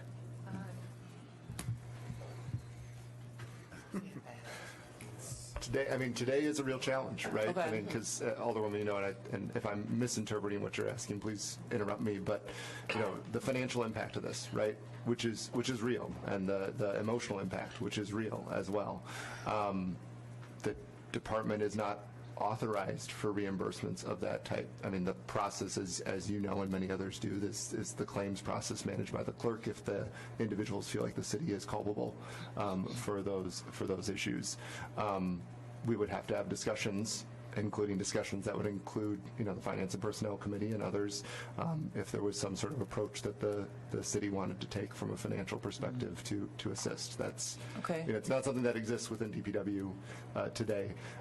When it comes to the future, that's where I do think, as Kevin mentioned and others mentioned, we have this task force coming, and I'm hoping that we talk directly with some of these folks. As you said, you shared emails with me, others have shared emails with others at the table too, and try to figure out what we can do to address the specific circumstances in specific areas, because those circumstances do vary depending on the topography, the sewer system, and other things going on, and even the individual property owners as well. You had asked me to pause you. Yeah. So I get the today thing, but why? So we're not geologically, we had a conversation 2 days ago, we don't have Lincoln Creek. Why those streets that I laid, they want answers as to what is their geological challenge, and maybe that's not a today thing as well, but we need to get back to folks as to, they weren't even aware that they lived in a hot spot. You know what I'm saying? So how could they even mitigate it or remediate it? And this is what we've got to really highlight. Who's on the city county task force, Madam Chair? Is there a number of alders? Which alders are on there? Right now, it's just technical folks, so it's the commissioner. Technical folks? Yep. Okay. I'm sorry, technical folks. Okay. But we will be we haven't met yet, so we'll see who else we want to add to that, and then. Well, I would like to make a request today that there be an alder person, because there's no one. I mean, if you're technical, which I appreciate, because you can see these are very technical things. I've had to watch the video like 10 times, but we, with all due respect, they're not necessarily calling the commissioner or yourself.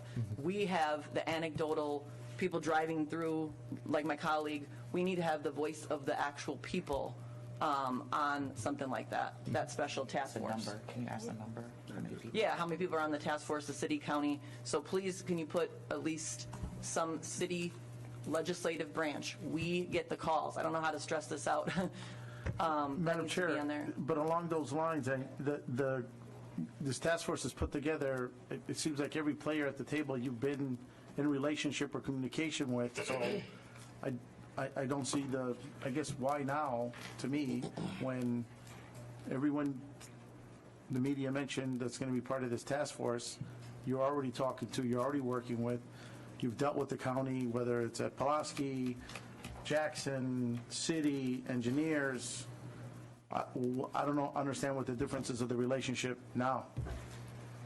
Well, we've had 2 big storms last August and 2 weeks ago, so those really prompted us to look at this. As I said on the one slide, we have 3 different systems: private sewers, municipal sewers, and our sewers. And sometimes those don't connect, and so we need to make sure that there's good collaboration between the 3 different sewer systems. Try to work with different communities on how their systems drain. How can we identify these? I hadn't heard about hotspots before, but so if we have these hotspots, can we then go in and try to target those areas first? It's just a priority system where you have to start from the worst areas and then work back from that. So just to be clear, it hasn't happened until now. The conversation that we have, this prioritizing these issues now after 3 floods, 2 years, that prompted, after all the years you guys have been talking to one another. We have worked to get together on all these issues, but now, like I said, I just heard about hotspots. So if it's street flooding that you're concerned about, where are those street flooding locations are at those intersections? And then how do we bring that together to try to drain those better in the future? Because Alderman Pratt's flooding isn't based on huge storms. It happens every year. Okay, I'm going to do my last comment because something was unclear to us over here. The scheduled street sweeping Is that only on the double-sided streets, or are you implementing that citywide? So that is only in the exception street areas, which is going to be mandated. The other portions of the city that are just normal parking, that will have the normal sweeping, because they're already alternate site parking, which gives us access to those parking lanes. Okay, that's great. And then just to conclude, Madam Chair, thank you. 2.7 billion gallons, that's what it was, into our waterways. 5 billion last year. So something's got to change. It's important to not normalize these weather patterns. We can change some of it in our ways. We have a very ambitious climate and equity task force. We have done a lot of green infrastructure. The federal government has been an enemy of this type of work, so it has to be said. We push forward, and the current federal administration has been creating barriers along the way, and this is coming home now. So we have to stand up and fight for what we know our people need, no matter what, because they're paying the price. So thank you so much, Madam Chair. No problem. Alderwoman Moore. Thank you so much, Madam Chair, committee members, for allowing this conversation today. I just really quick few questions going back to timeline. What would the communication plan be and timeline look like for rolling out these new initiatives? So from the bag leaf operation, we're already trying to work on the communication plan and any platform, and that's including getting information to alders as well to put in their newsletters. And so that's the easier one, and then pivoting over into the exception street areas, we're still building what that looks like, and so there's going to be a conversation where we start and what the local alder is to say we're going to start here. And moving forward. I guess I think some of our folks don't know if they live on an exception street or not, and what that means.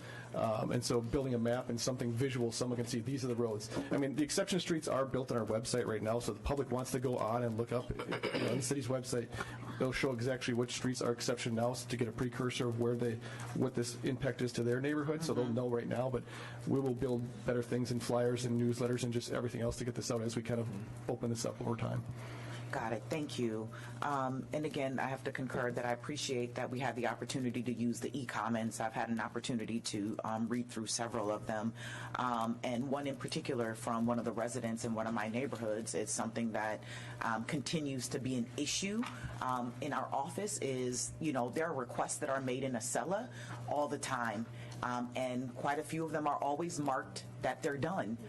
And unfortunately, they haven't. I have residents that have requests that are still open and has been open for multiple years, right? And so if you all can talk to me a little bit about, and I brought this up with the department before, like how can we do, because if it's, we get so many requests, we don't have the people power to do it. I mean, I'd rather us say that so that we can think about, what's that strategy or what the plan is to get some of these requests fulfilled. But if you can talk a little bit about how can we address making sure, because I push people all the time, use a mobile action app, call the city, right? And they put this information into the system. And, I would say for the most part, a lot of it gets done, but there's still quite a few that don't get addressed. How do you all, if we're continuing to push them using this particular platform, how do we work to make sure that what we're asking residents submit, that they get done? I would like to know the one-offs, and so there has been a transition over the past couple of years into, we'll call it a Milwaukee apps-based IT background and transitioning over to Acela for requests, and so I would like to know the one-offs because I want folks to call 286-CITY. I want folks to put in a click for action because that's what helps us get the work done faster. Instead of just going one spot here, one spot there, they can do groups. Correct. So, I mean, if you do have something that's out there for that long, and I've said this to every alder, if it's not getting addressed by my staff, I need to know. And was it lost in the system? Is it just they're not doing it? And I can respond because that's far and few between. Because a majority of those requests, if it comes to the potholes, it comes to the clean. Yeah. Our crews are seeing all those, and this is why we constantly are trying to put that message forward. It is easier to put it in the system than it is to call myself, and then I will get it over to someone else who gets it in there, so it's delayed actually, compared to just someone actually putting it for click for action.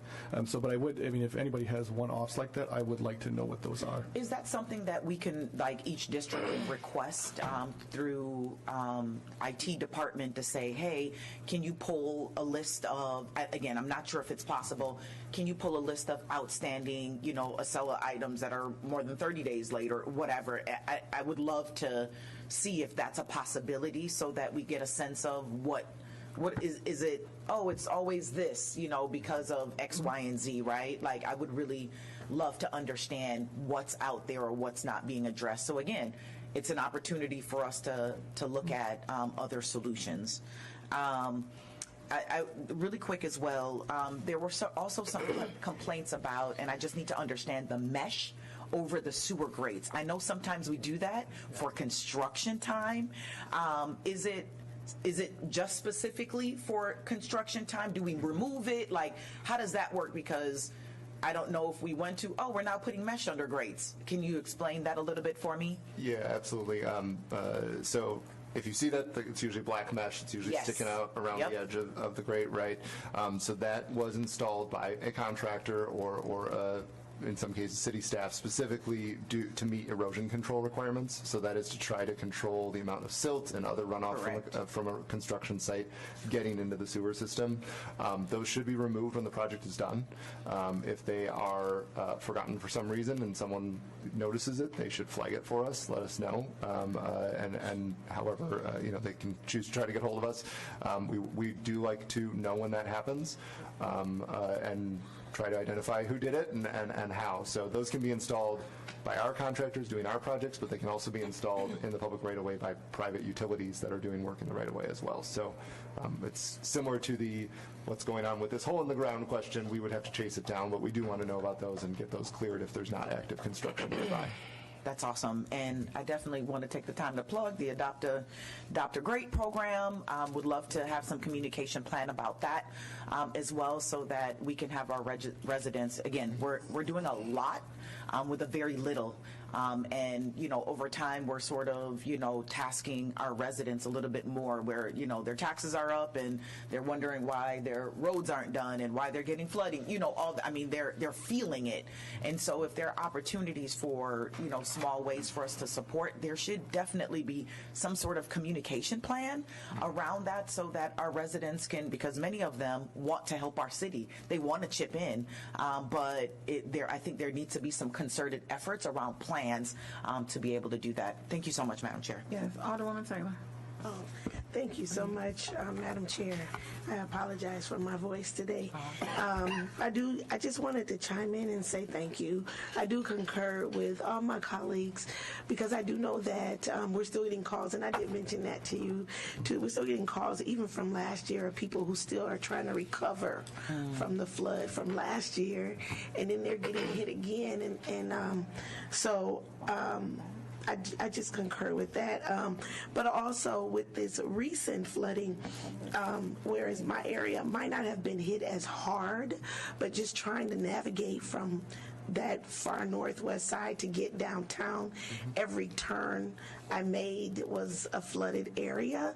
And again, like Alderman Chambers, I was in a high-sitting vehicle so I could push through it, but I wasn't going to, right? But I would pull over, call it in, turn the corner, pull over, call it in, and I just kept doing that to the point it just got frustrating. But I think after the fourth call, I just said, I might as well just stay on the phone with you till I get downtown because every corner I turn, I'm calling you back to tell you that there's another one. But what she did was they gave me the ticket numbers for each one so I can follow back. So I don't know if that's what Alderwoman Moore was saying about being able to track back and make sure that those areas were being addressed. So maybe that's something that we just encourage our constituents to get those numbers when they call so Absolutely. that we can easily track those. Yeah. All right. Thank you. Madam Chair? I think Alderman Bergalis, then we'll go to you. Thank you, Madam Chair. Thank you, committee members. Thank you, everyone, for being here. I have a question later, but a premature announcement to make. Alderman Stamper and I have been working on a project with Clean and Green to have paper bags available at various city locations for the spring cleanup. Those bags were delayed a little bit getting to DPW. Thank you to DPW and the library and the fire department for helping distribute and locate these. But we will announce very soon. We have 8 locations already throughout the district. We've been engaged with alders to get the right locations throughout the city where neighbors can come by a location and pick up these paper bags for free. I think now more than ever it will be even more important to use them in spring, maybe save 1 or 2 for the fall. And this is a really just a pilot model, part of Clean and Green, that will allow us to set up a test of how we can distribute bags out to residents throughout the city. So those locations are started. There are a couple alders that I think will want to add a location closer to their district, but please check your emails for those as well. In my district this time, last week's storm, I had a number of hot spots. Of 6 hot spots from August, only 3 still had problems last week, which I think is big movement or a big improvement. But those locations, those residents there are still hurting. And one new hotspot popped up where a elderly couple had their basement wall collapse. They're going to lose their house. They're going to lose their life savings and their life's work because of the flood, and insurance has denied their claim. We don't have resources, or none of our city programs fit that problem. So I want to thank Commissioner Arroyo Vega for personally reaching out to that family to help. But our resources and our options at the city for that kind of a storm are really limited. As it turns out, that small street in front of their home has 2 sewer grates. They were both clogged. DPW came out, broomed it, right? But then just recently, we had a little bit more rain, and that sewer was still clogged and still flooded the street again. So we have a maintenance program in the city to regularly suction storm sewers. Why wasn't the department made aware that brooming the grate is insufficient and having proper maintenance in this location where there was hundreds of thousands of dollars of loss across the street? Why wasn't a vacuum truck sent there until we raised all hell to make sure that that happens? Because that was only cleared out this week. Today's Wednesday. So that, excuse me, so that specific location, our crews were out there during the initial storm event on, I believe, that Wednesday night. You're right, they did scrape the debris that was off the grates. Now, that area had a fair amount of flooding on the street itself. At that time, they cannot get out there and jet that line or back out that line. Their job is to get the water flowing, get that water down into the sewer system, and frankly move on to the next, because there are so many other calls to address. And the very next time we got a little bit of rain, the street flooded again. Yes, absolutely. And I understand. I think that probably is an instance where, had we been back out there, someone would have recognized, yes, this line needs to be jetted. I can't speak to why that did or did not happen, but once that second call did come in, we did get out there, we got that jetted. I know we talked to the neighbor across the street to confirm that we were at the right location and everything. Sometimes there is a location mix-up, but we did get that. There are only 2 storm drains on the entire block. What's the regular maintenance schedule for jetting sewers in the city? How many decades does it take for the department to get down to my street before they'll come back again? So as far as the structures themselves, they are either on a 3-year or 1-year cycle, depending on the type of structure that it is. That process is mostly looking at removing the debris that exists in the structure. If we get notified that, let me rephrase that. When they're out there cleaning out the structure, they may not necessarily know that that drain line is clogged. That's more of a reactive process. So if we get a call, through quick action or through the app, that's when that determination is made as to if that can be, or not if it can be jetted, but that it should be jetted. And how many sewer jet crews do we have in the city? So during the last flood control, we had about 20 crews out there. I believe there are 8 of them that have jetting capabilities. They are not necessarily jetting during storm events if they can get the debris off the grate and get the water down at that time. That's the first priority, is get that water down, get it off the street. The jetting comes through after the fact, whether it's by just, I guess what we call routine maintenance, but that's going by quarter section and performing that cleaning, or on an as-needed basis, on an on-call basis. And how many of those big jet machines do we have in the fleet? I think Kevin knows the answer. Yeah, I don't want to commit to a number if Kevin knows. Well, I would know the backs, which is we have 4 of the backs, but I'm not sure on the jetting side of it. I believe it is also 4 jet backs. Yep. So 4. And there's 4. Is that enough to take care of the entire city? Because 2 of them are brand new. I just saw them in the budget, right? So we've doubled our fleet in the last year to address this. Is that enough? Much of that is replacement level, retiring older vehicles to replace new ones. We have been adding new, what are called hydro cranes, which is another vehicle you didn't mention, but it's sort of the clamshell style of machine that removes the debris from the structures. We are adding one of those every year as trying to get ahead of the old ones breaking down, essentially, but we are in a little bit of a hole on that front. I'm adding jetbacks and hydro cranes to every budget. Okay. Thank you very much. Thank you, Madam Chair. Thank you. Any other questions? I just had a question. Is someone from ECO and from the Office of Equity at the county on the task force? As of right now, no, but when we meet the first time, we're going to say who else should be in the meeting. Okay.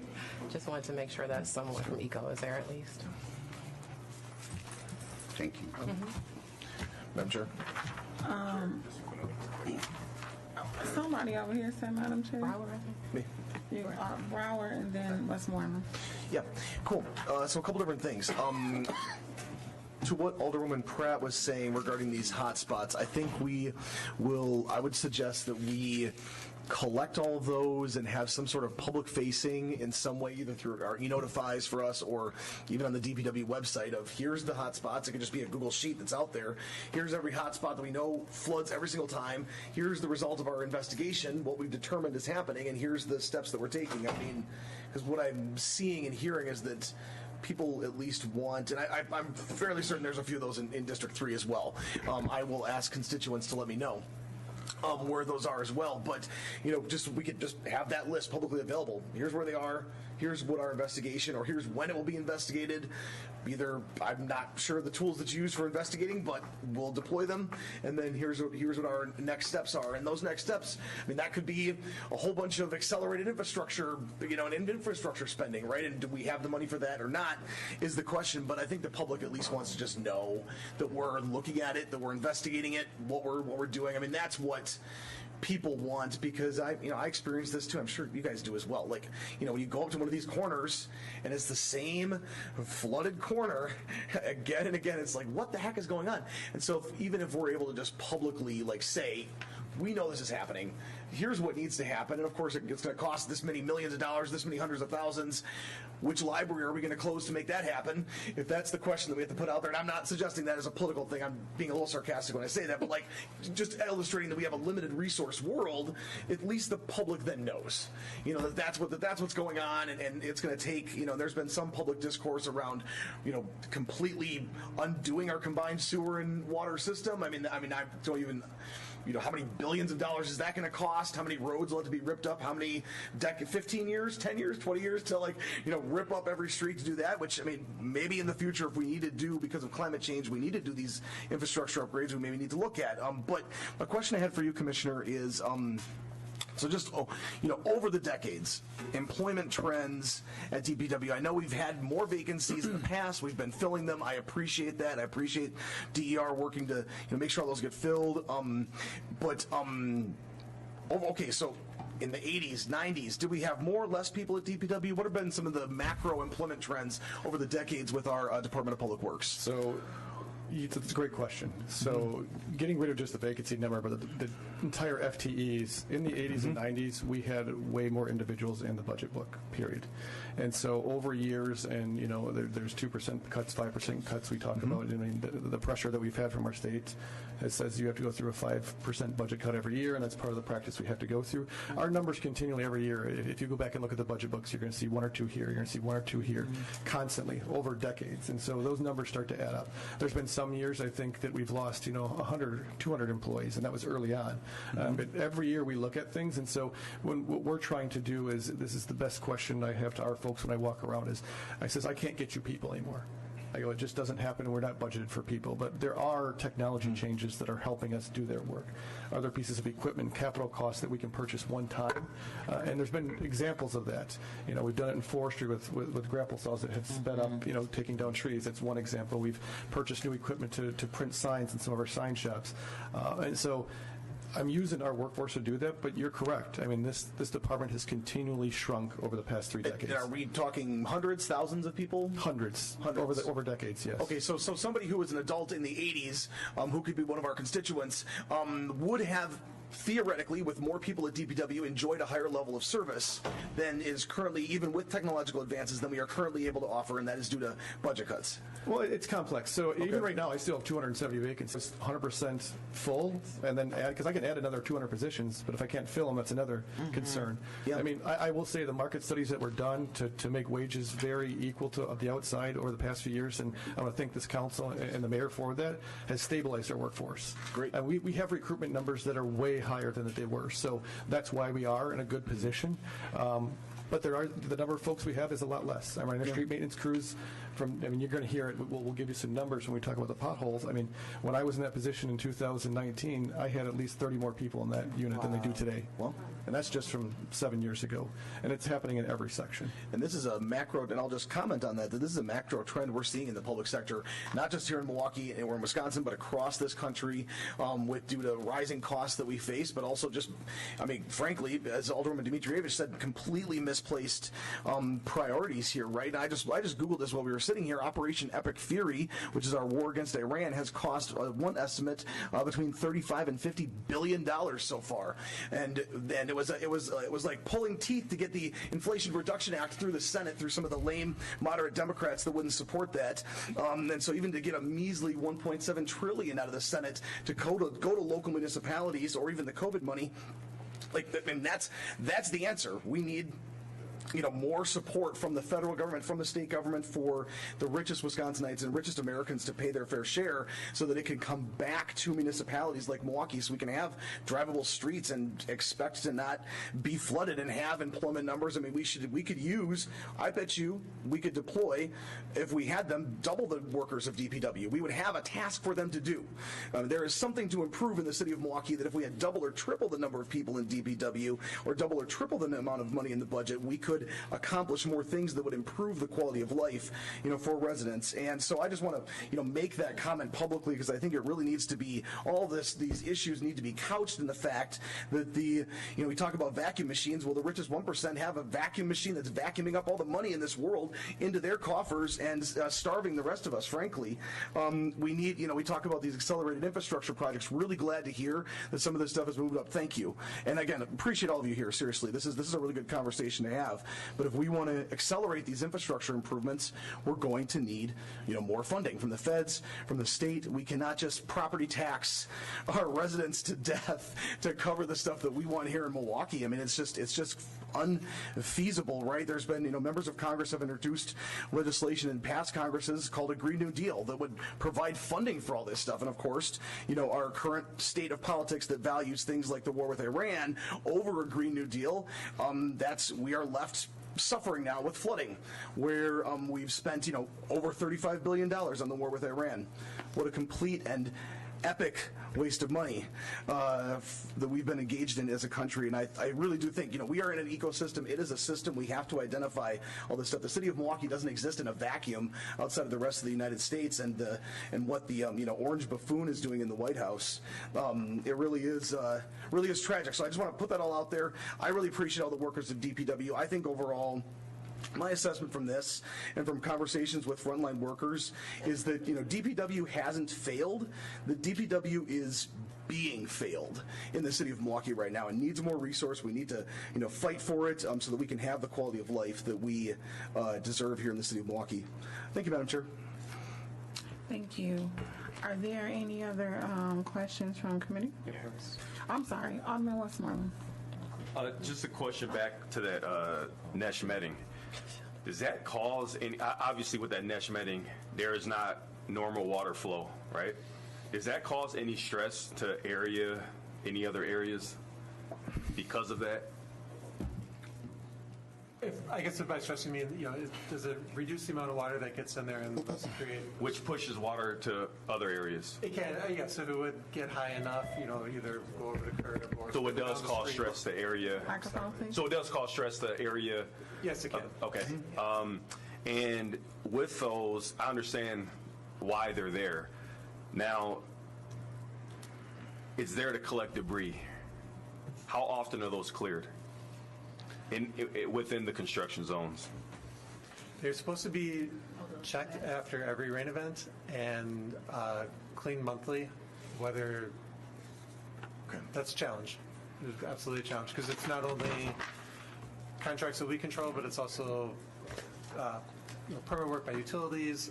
It could be a private development that is possibly tracking in and out of their site. They would have erosion control on for any city projects.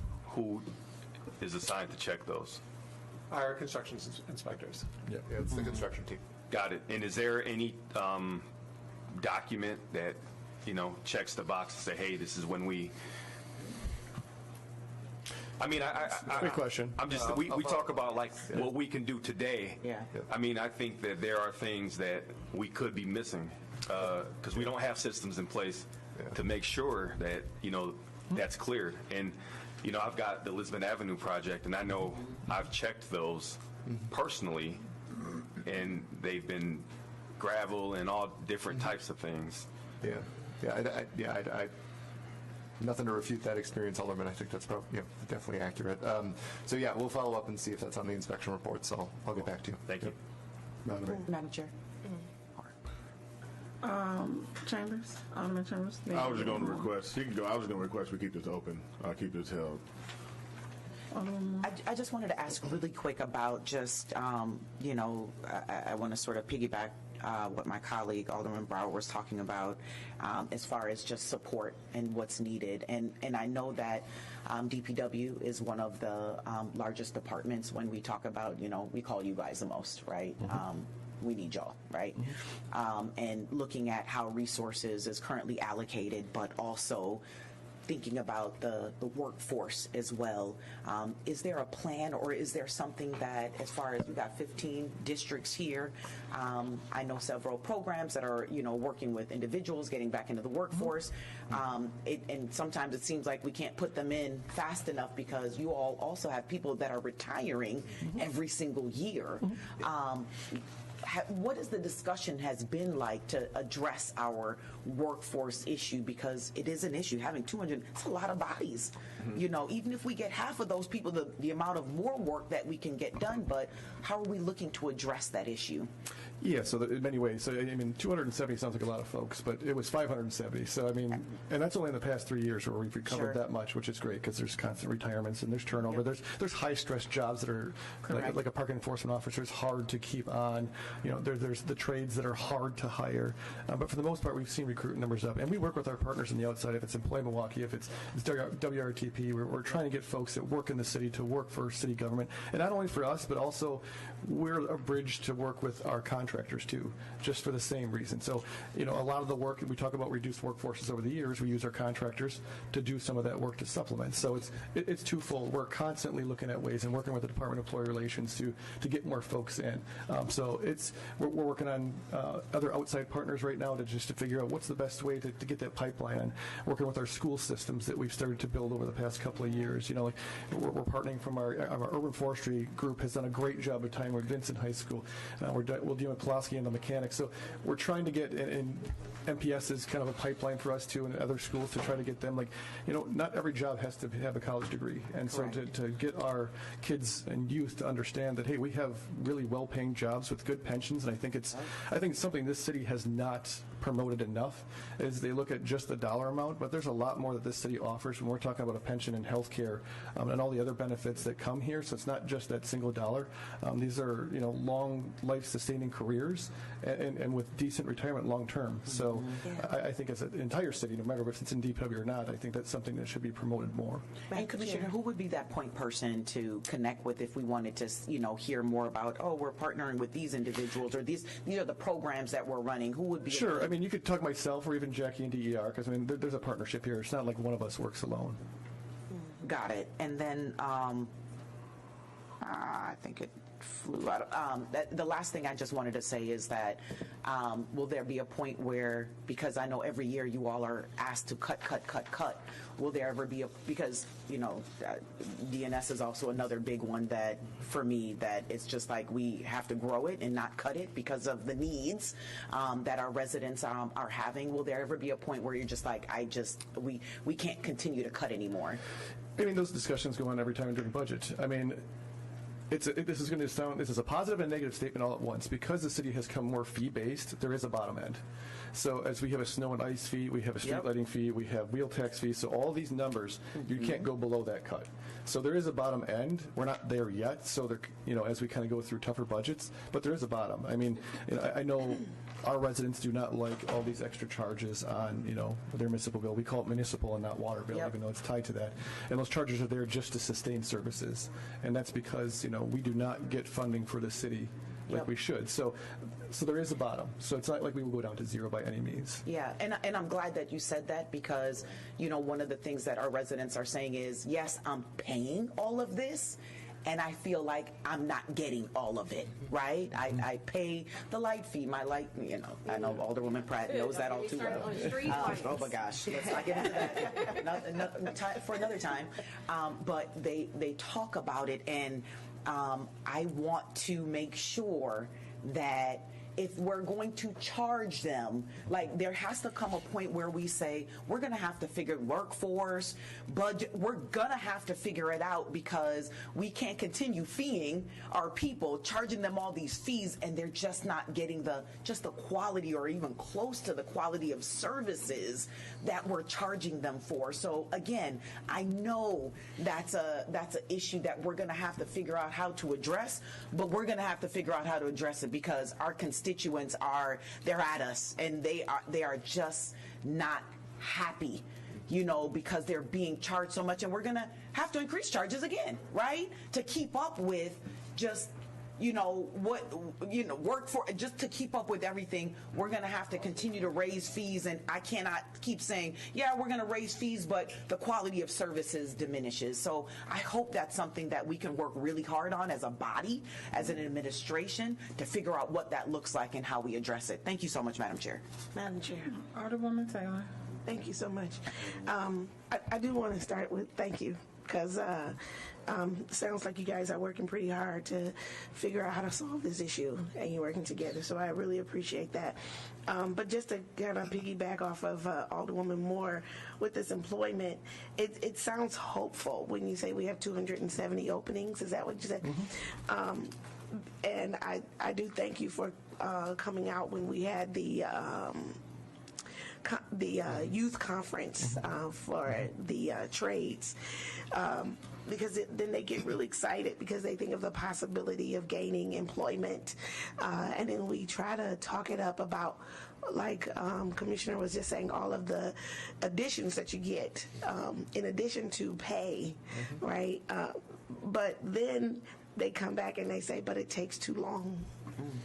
So have we done anything to shrink the process for employment? Because that's that discouraging factor from, getting them to apply. So my ask of them was apply now, and I don't even know if they can really, but juniors and seniors, at what point can they apply? So by the time they graduate, they can get into, they hopefully be employed. Yeah. Before we go to that, I am working on something where we, especially in DPW in particular, to where we can streamline their hiring process a little bit more faster. Yes. Because I see their pain, I hear their pain, not only from the commissioner and everything like that. So he's going to answer more about it, but And let's work together. I do think it's a partnership between whatever rules and regulations are, from council, the mayor, department heads, and I appreciate Alderman Chambers. I mean, we have to figure out a way to get people in faster because as we hire, we do lose a lot of top candidates at the beginning because we wait so long because people aren't going to wait months for positions. Yeah. So there's been ongoing discussions, and I think there continues to be. I mean, we do have civil service rules that we have to abide by all means. But I think there's a pathway. I think, obviously Director Carter, who's in there, is open to a lot of these ideas and exploring what this looks like. So I don't want to speak for the Department of Employee Relations, but we want to work together and be partners in this to help. Mm-hmm. And so if they start as a senior in high school, is it possible that we can... I don't have the answer for you right here because I don't know all the rules and guidelines from what the Department of Employee Relations. So I'd rather leave that to... Well, that's something that I'd like to work with you on because, Absolutely. I mean, you have a group of people who are applying, and I don't want to just give them hope because we say 270 jobs, and they're like, oh, great, I'm going to go and apply. And then they're waiting 1 and 2 years to get employed. So, yeah. So it's not 1 or 2 years. Yeah. I think just to comment a little bit and agree with everything the commissioner just said, I think there's a differentiation between the hiring process that we're working collaboratively to improve as part of the city and maybe the requirements to actually qualify for some of these positions, right? And those are ones that when we're posting the positions, actually DR is very intensive in talking with us about, is that minimum requirement actually necessary? Do we need that level to perform the job? And so that's probably more of a conversation around training programs, making sure there's access and getting people ready for meeting the minimum requirements for the jobs. And again, it's, as you know, it depends on the position, right? I mean, a carpenter, there's a certain standard before you become a carpenter. There's a certain standard before you become an electrician, a certain number of hours that are required, and that's not something the city sets. Right. That's an industry standard. So those are the complexities that are can impact an individual, just as you talked about, but are different, maybe necessarily than the things we're talking about improving with the DER. Yeah, there's so many branches here. Yeah. Right. Well, I think it's definitely something that we need to work together on. So Absolutely. I appreciate that. Thank you. As you developed it, I would love to be a part of that conversation as well, because I know it's different, but just like fire and police have those opportunities through the cadet program and through the other programs that I think as early as 17 young people can have a pathway into those departments if there's a way that we can do something similar in Public Works. That could be extremely beneficial, and work with the trades to do that. That could be beneficial. And I know it's internships and stuff that you all have tried and have had some success with in the past. So it might be a mishmash of changing some rules here that we legally can, and then creating more of that internish type situation that helps lead to permanency and employment as well. Because that's not just for young people, it's for people in general, but for all people. But I do, if there are no other flooding questions, I would say thank you to Alderwoman I just want Pratt. to bring it full circle and make sure that, that we didn't talk about flooding, and that we to ask that maybe like Alderman Chambers requested, that this remains open, and that maybe when we hear it again that we can get a report out from the task force. That task force, I hope you heard today some of the suggestions about additional members that folks thought should be a part of that conversation. If they're not already, I would just suggest somebody from the state as well, just because some of the recommendations may require some assistance from them. And that you all put in a report back time for to council and the public, and that you find a way to either stream, tape, or televise those meetings too, because I do think the public is deeply interested in not just the results, but also the conversation along the way. And also for the department, if you have not, and for members, if you have not read the e-comments, I encourage you to. And there may be some that departmentally you could respond to as well. And there's some very specific suggestions that may be beneficial from residents directly as well. Also, another woman more earlier was talking about her love of the Adopt a Great program. There's huge things, right? Like we need more basins, we need to do this and that 100 million here, 50 million there. But there are also little small things that will help somewhere along the way. And the Adopt a Great program is one of those. But I also think you have to think about how to marry the small things that you could do in those hotspot areas, in those whatever way. You know, where cleaning the grade ain't going to solve the whole thing, but it might be the clean the grade thing to be adopted by folks in some of those areas that you know it can make at least some difference right away. So it's not just a general, hey, no, it's like these areas right here, y'all should adopt these because it can make a difference. That kind of thing. So I just would encourage thought on the macro level, of course, but also that micro level so that we can begin to see some change in this sooner. Just one more point, Madam Chair. Are you going to come back to committee with this bagging plan and the details of the bagging plan? Yes, we absolutely and can. what you're going to do about non-compliance? Yeah, we can, absolutely. I expect massive non-compliance, especially in neighborhoods dominated by renters. Yeah, we can come back, absolutely. Yeah. Madam Chair, can I just be added as a co-sponsor, please? Let the record reflect Alderwoman Taylor be added.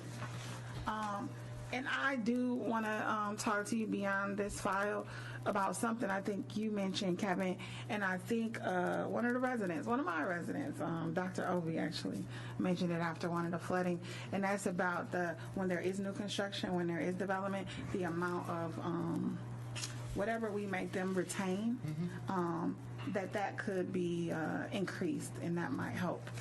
As well. One of y'all mentioned it briefly earlier. I would love to have more conversation about that because that's something. If that would help, that's something I think legislatively we could just do. One more question. Let's talk more about that. I'll schedule something with you about that whole what you put together. One more point. That's fine. There is, and this is not generally used in Milwaukee, but some cities do have backflow preventers. Correct? That you can install on the sewer lateral from your home? These are used in Milwaukee. They are used. I don't know, Kurt, if you want to describe the specifics for the critical backwater. Yeah, so for areas that we call it our +4 area, but there are areas that are where the basement elevation is within 4 feet of, say, standard lake level, or the basement is not sufficiently elevated above the sewer Microphone, main. please. Oh, I'm sorry. So focus on the phone over there. Yeah, that's what that phone call is. Good system. Is that by code that they're required to have the backflow? I believe it is a strong recommendation that they should have the backflow preventers. So that's something that could be retrofitted in many neighborhoods, like Bayview, in the areas that repeatedly flood, whether it's Lincoln Creek, whether it's the Bayview streets that Alderwoman Demetrievers was describing. I mean, that could be offered as a remedy, correct? It requires excavation because it's put, basically, you got to go down where the lateral is, right? Correct. Yeah, it is not a cheap solution. Whether it's done inside the home, outside the home, there are definitely impacts financially, but I think that is definitely one of those items that the flooding task force will look at in terms of the specifics. And they will work locally and regionally. They will work to a point. They won't protect you from the water you're generating on your own property. Yes, agreed. Right. But that's clean water typically. Hopefully, yes. And they call that gray water. Sure, but if you're flushing your toilet, for example. Right. Correct. And off through your foundation. Correct. It's not sewage as a rule. Correct. It could be. I mean, if the backflow preventer is engaged because the sewer levels are up and you run a load of laundry, shower, Is it flush the possible toilet. to develop some program where we offer homeowners that assistance? I mean, when we go in and replace their lead lateral, water service lateral, why aren't we dealing with the sewer laterals? I mean, practical matter, you're usually within feet of the sewer lateral when you're dealing with the lead service line, right? There are some instances where we are doing that, working with MSD on locations where we've identified defective laterals. As a matter of policy, we have not, you're right, Drew, there's no mandate to put in backflow preventers.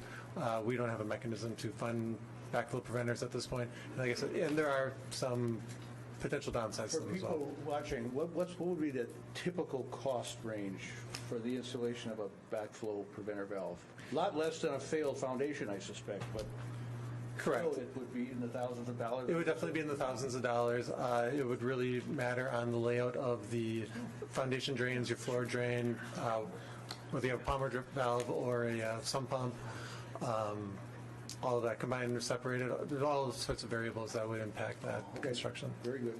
All right, well, thank you all, and Alderman Brower would move to hold to the call of the chair. It has been requested that we take item, what is it?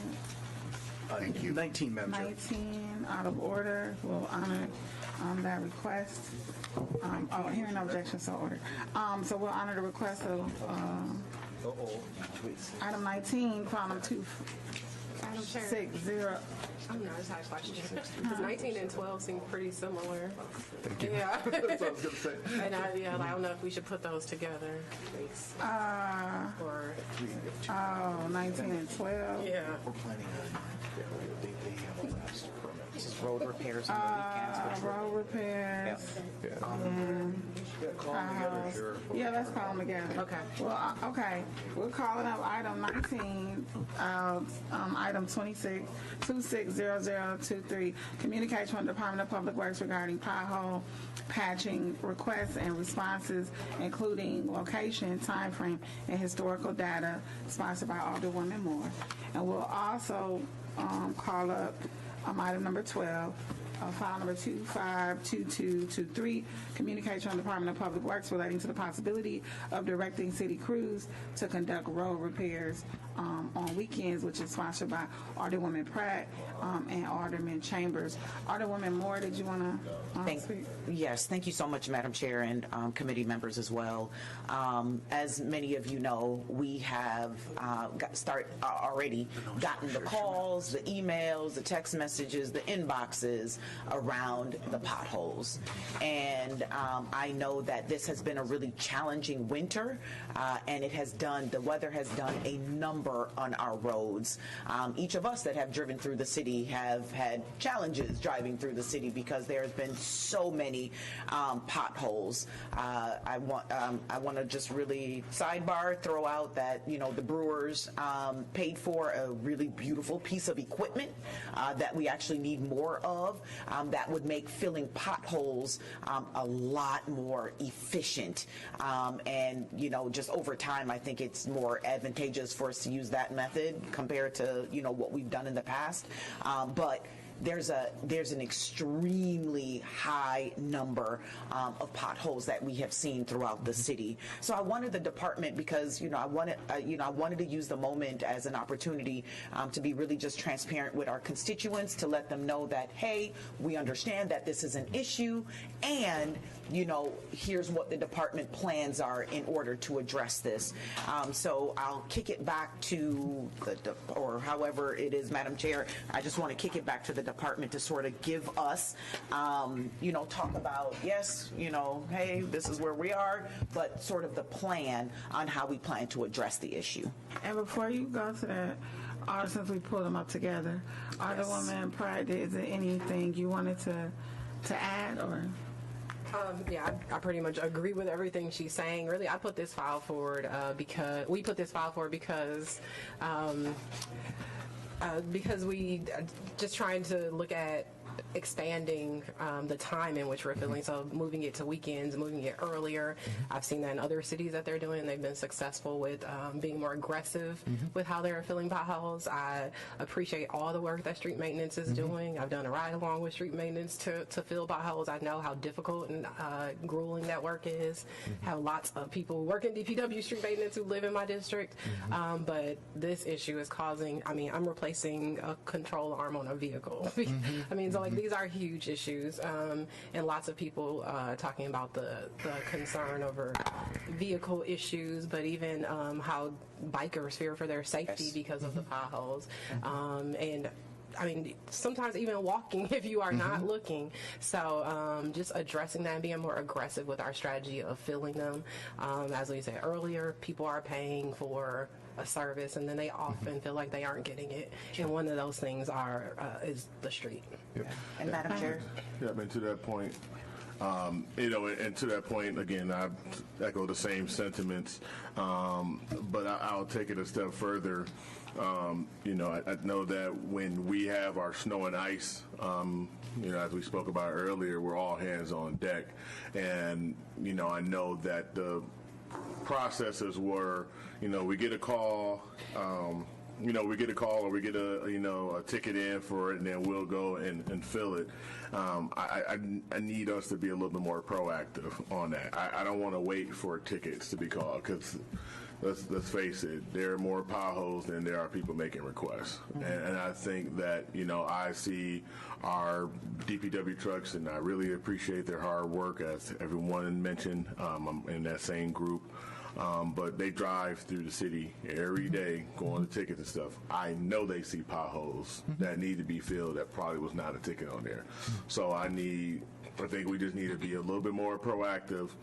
And, you know, I hate being on the side of asking. It's like we're just squeezing out more and more time and effort and everything of that nature. But again, I got to take the all hands on deck approach with this, and tell them we just need a little bit more to like just be more vigilant in seeing those potholes. If we see it, take a picture of it, make a note of it where they can go at the end of the day, put in the database, boom, these where I see potholes at. And if it cross-reference with a ticket that's already there, fine. If not, you know, we have, you know, records on that, because we're going to see a spike. We're going to see a huge uptick in claims that will be coming into this body and Judiciary and Legislation Committee about potholes, about tires, control arms, et cetera, coming to try to get, you know, money from the city on these potholes. And I think if we're taking the aggressive approach to, you know, neutralize this, I think we'll be in a better position to fight that, because it's going to get to a point where we're not going to be able to fight it. We're going to be like, we agree. I mean, well, I'm sure on that point, I think we are going to end up paying these claims. Yeah. It's going to be tens of thousands of dollars or hundreds of thousands of dollars, because they will establish negligence. Because we know there's a problem. The problem is foreseeable. And now we're well past our, 3-day standard or 4-day standard to repair it? So we are negligent. So I don't think we want to admit negligence at this point. Each of those cases are case-by-case basis. Thank you.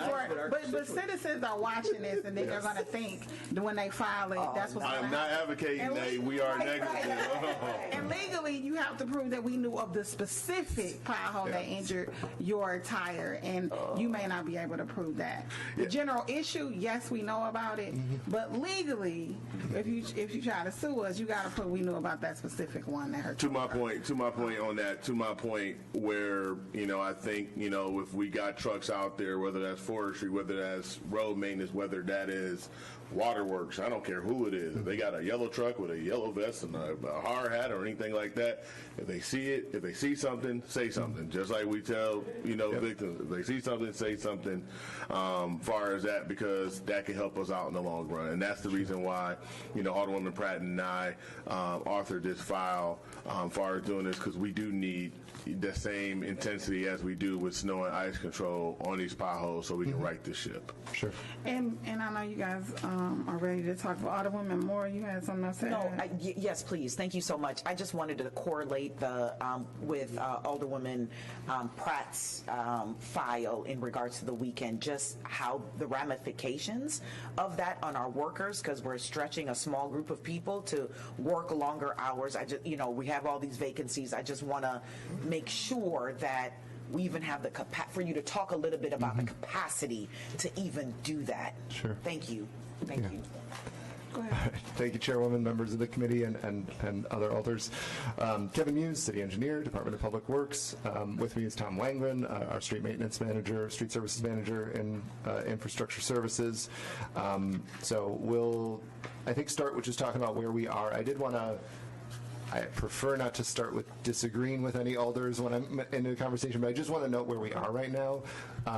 We definitely want alders, our staff, members of the public to report potholes they see, but the issue right now is not reporting potholes. We have way more service requests at this time than we've ever had in any year on record.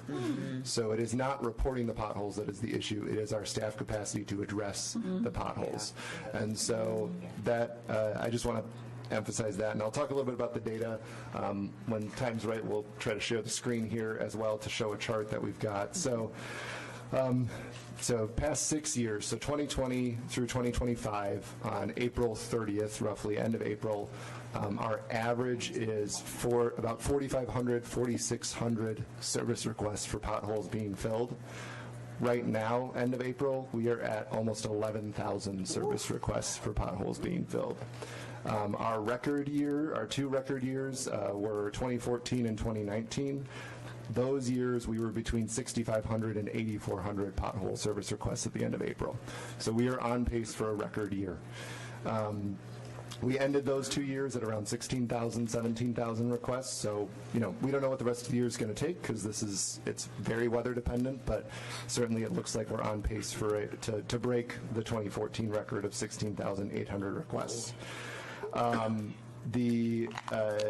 As we alluded to earlier, staffing levels in street maintenance, the number of funded positions, is quite a bit lower than it was even in 2019. So that's another challenge we have.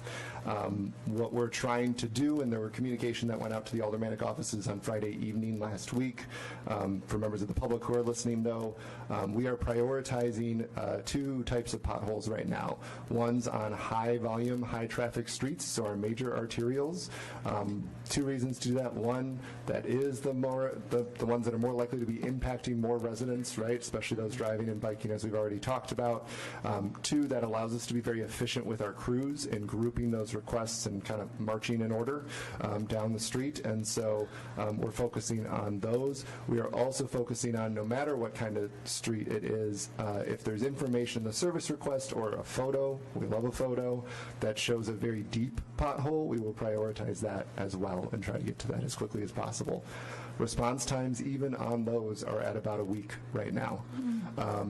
Minor arterials, so still important streets, but slightly less, we're looking more like 2 weeks. And residentials, we don't have a time frame right now. So what are we doing? So we are working overtime. We are working Saturdays. So right now our staff are working 12-hour, so 8 hours the standard shift, an additional 4 hours every weekday. That's voluntary overtime that our staff are volunteering for. We also have staff coming from sanitation. I'm trying to, sewers is assisting as well, and so there's volunteers coming from other parts of DPW to enhance our crews. We are right now also, last Saturday was our first Saturday shift, so last Saturday we did an 8-hour overtime shift on Saturday, so we will expect to continue to do that as well. That's not necessarily limited by our staff's desire to volunteer for this overtime. It's limited by the availability of the asphalt. So the asphalt plants that we have access to the hot mix asphalt from are not open on Sundays. So that is why we're not offering the opportunity to work on Sundays. This past Saturday was the first Saturday we could get hot mix asphalt. So that's why that happened. Tom, I don't know if you want to try to share screen here to show the chart. I mean, what's essentially going on here, and we can email out this chart as well afterwards. What's essentially going on is that we're seeing a combination of pretty nasty weather factors. So we had, I guess I'll just explain this, and hopefully, I know it's a little detailed. You always try to remove the detail but still provide what you need, so I apologize. So there's kind of a reddish line, heading left to right and heading quite up on the right. That reddish line is the number of service requests. The blue line is the number of requests fulfilled in a running total. This starts in November 1st, and it goes up to basically just a couple days ago. And what we saw is, through November 1st until the end of the end of 2025 and early 2026, pretty typical. We're able to meet the requests right as they're coming in. We're keeping pace. We had our first major thaw of the year in January 8th and 9th, reached the upper 50s. As it usually does, that bumped up the requests a little bit, towards 40 requests a day. Again, a reasonable total, very typical for this time of year to reach that. But then in March and really in April, things started to accelerate. So on March 9th, we had a high of 72.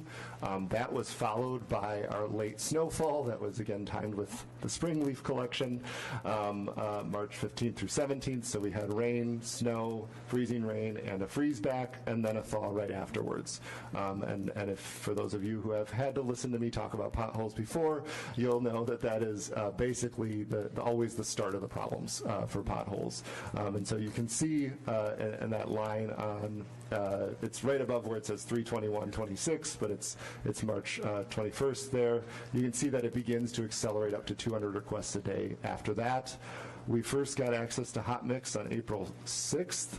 The reason we care about hot mix is that is a more permanent solution. It's a better solution. There are some potholes that we do not like to fill with cold patch, which is what we have available during periods when we don't have hot mix, because we know it's not going to stick to that particular type of pothole.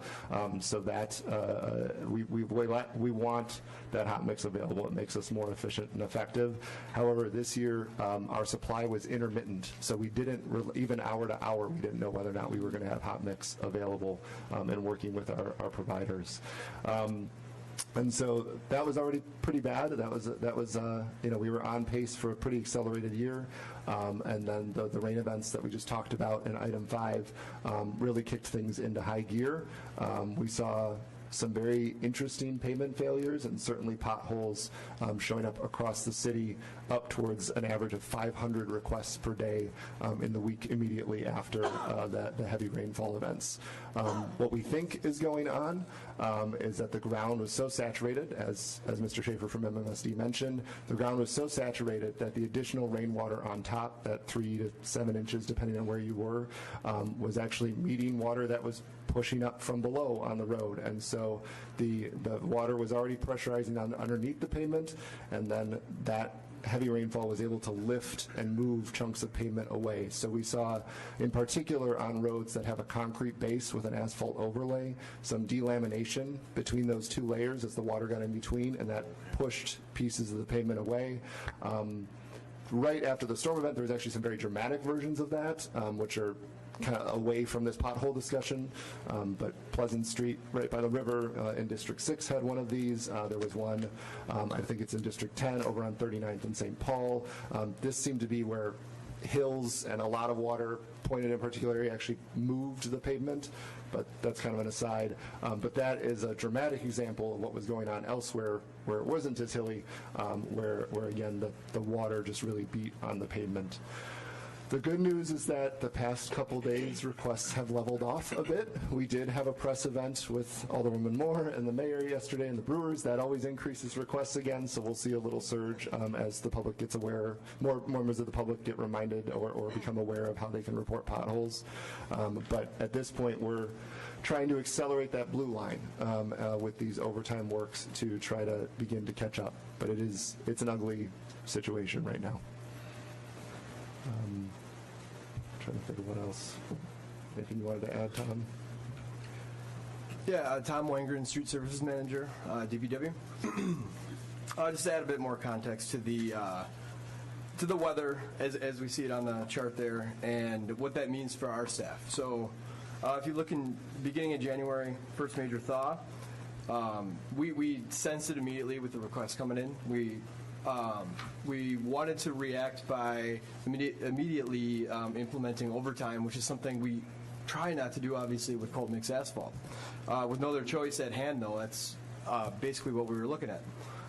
Shortly after that was a pretty prolonged snow event, of which, of my staff, anywhere from 20 to 30 were working to salt and plow for that event. On top of that, with certain conditions during the day, we simply can't, with the staff we have, patch if there's active snow or if there's slush-filled potholes. So we're waiting on the starting line to even implement cold mix overtime until the end of January, or beginning of February, because there's a deep freeze, and we were going through considerations for staff even being outside in the daytime first shift. So these are all difficulties that kind of double themselves for us. Into March, we were able to get you could see the blue line try to catch up there, where we were starting to do weekday overtime and even weekend Saturday overtime with cold mix. And obviously now we're in a position where we've been kind of waiting on the starting block for a lot of these things, just because, number one, weather controls it, material availability controls it, and then DPW, I don't want to say competing, but other emergency-related priorities are part of it. Sewer maintenance had their floods, their flood control last week or 2 weeks ago, and my staff played a heavy part in working that with them, preparing for it during the day. Kevin had mentioned the pavement failures that had arisen as a result of that. We personally had, myself and district managers, supervisors, running around in the field because we knew another one was coming on Friday night, and we knew that the pavement that had been opened up as a result of the prior storm was even more vulnerable for further damage. So we were going site to site, number one, cleaning catch basins, all the while not patching potholes because there are emergency demands for us. So just want to illustrate how this can sometimes double and triple over. I know there were moments this winter where it seemed like an abnormal winter, but overall it may not have flagged to anybody as something very extreme. But the sequence of events that are shown on this we're almost designed to make it a very, very difficult pothole season, and that's why we're seeing the numbers we are right now. Further to our plans, we know we can't just sit back and say that our staff is limited with this is all we can do. That I don't accept that as the answer either. Yeah. Ahead of this communication file, we even weeks prior, we were beginning coordination to really enhance our overtime. We're looking at probably a capacity, I don't want to limit it, but a capacity of up to 18 crews that would be able to work overtime. And for context, we have 12 crews that work first shift. So we're looking at Saturday as our first step of this enhanced overtime. We're scheduling it as we speak, so the numbers, we'll be able to confirm those and report those. But we expect this to be an ongoing effort, not short by any means, but we're going to keep fighting, and we're going to put all the resources we can to it. With the changes that you've spoken of, how do you anticipate it impacting what now is the 7-day and what the 2 weeks? It's difficult to commit to anything. We know it's going to bend the curve, though, right? It's going to do better. As Tom mentioned, we started overtime earlier this year than we normally do. One of the outputs of that is compared to our 6-year average for the end of April is about 3,600 requests resolved at the end of April. Right now, we're at 4,200. So we are doing better than we typically do on resolving requests with the overtime we've already staffed. So we expect that'll further accelerate, so that gap beyond our typical capacity will increase, which is good. And so I would ask maybe for a week or two to see how our progress is, and then we can update and see what that means to us. And we also have to watch what the red line does, what the requests line does as well over the next couple weeks. So, Madam Chair? One last question before Bowman. if money weren't the object, what would you, in a perfect world, what would you do to be more efficient with the pothole stuff? I think so. It would be the whole staffing and equipment apparatus, right? So you would have more staff regularly as part of street maintenance. You would have more equipment, and we struggle with equipment across the city, right? And so we have a significant backlog. You have more equipment that's more reliable.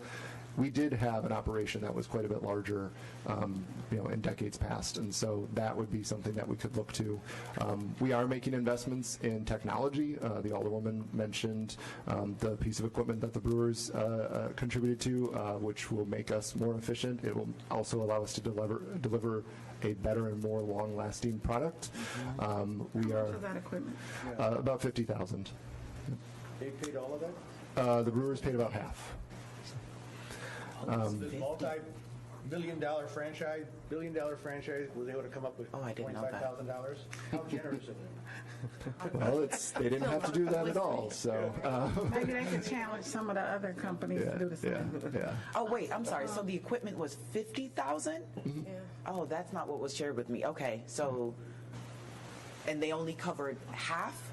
Well, so the intent was, sorry, I didn't mean to interrupt you. Go ahead, Okay, yeah. So that was a choice on our end. So the brewers came forward with a contribution, wanted to talk collaboratively about what they could do to help.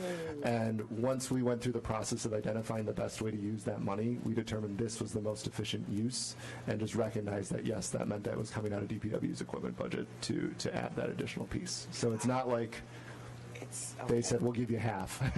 They came forward with a contribution, and we tried to determine the most effective way to use that contribution. Okay. So, so what you just said about more equipment, more staff, beyond this file here today, I would love for you to put something on paper for what that could look like. Okay. And the price tag attached. Okay. All right, I'm sorry. Was it Alderman Bauman? You had a question? Yes. What's the possibility of hiring contractors, or maybe paying some of the other municipalities to come in and do our work? I'm serious, because they seem to have no problem. Shorewood streets don't have these problems. Tosa streets don't have these problems. West Dallas streets don't seem to have these problems. Apparently, we have streets that are prone to all these difficulties, and they seem to have no major issues. So why don't we? So maybe they can use the revenue.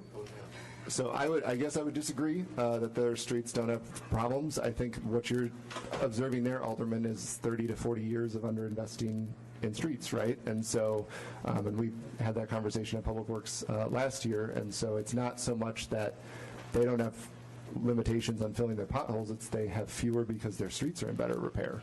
That's the big picture behind all of this, is our streets are in poor repair. What's the plan of this administration going forward so we catch up with the suburbs? That would require, right now we spend probably 15 to 18 million a year on our local road network. We had talked about this last year. That would require probably something in the neighborhood of 60 to 80 million a year.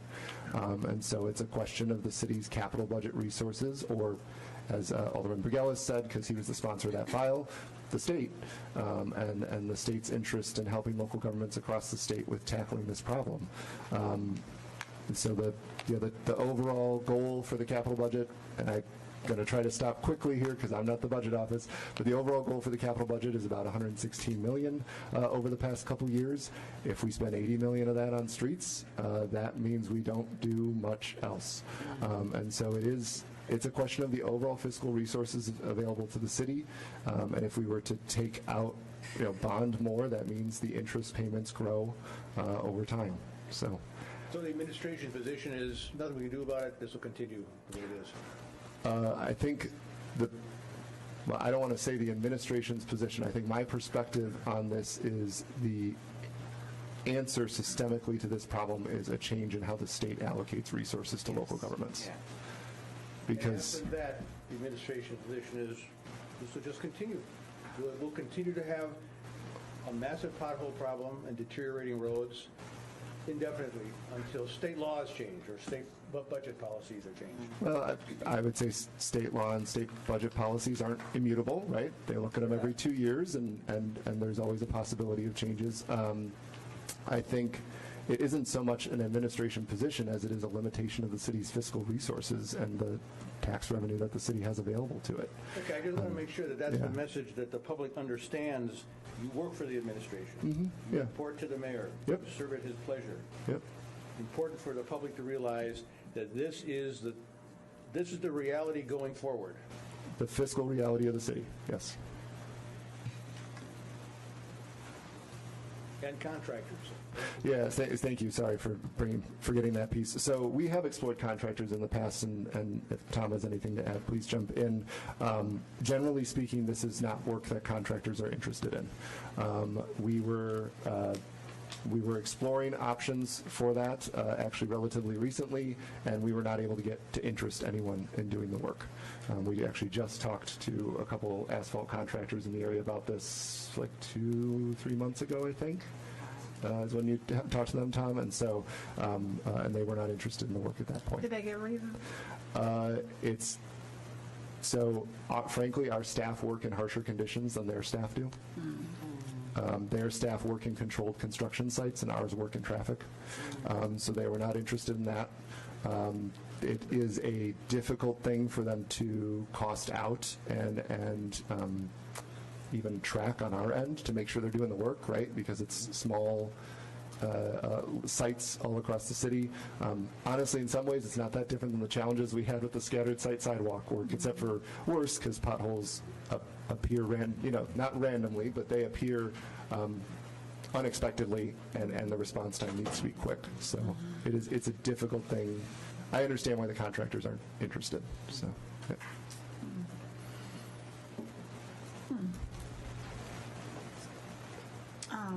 I think I interrupt Alderman Brown. But no, I had a few things. I know you're piloting some of the Saturday stuff, but what's been the overall to date, roughly, participation from the workforce in the voluntary overtime?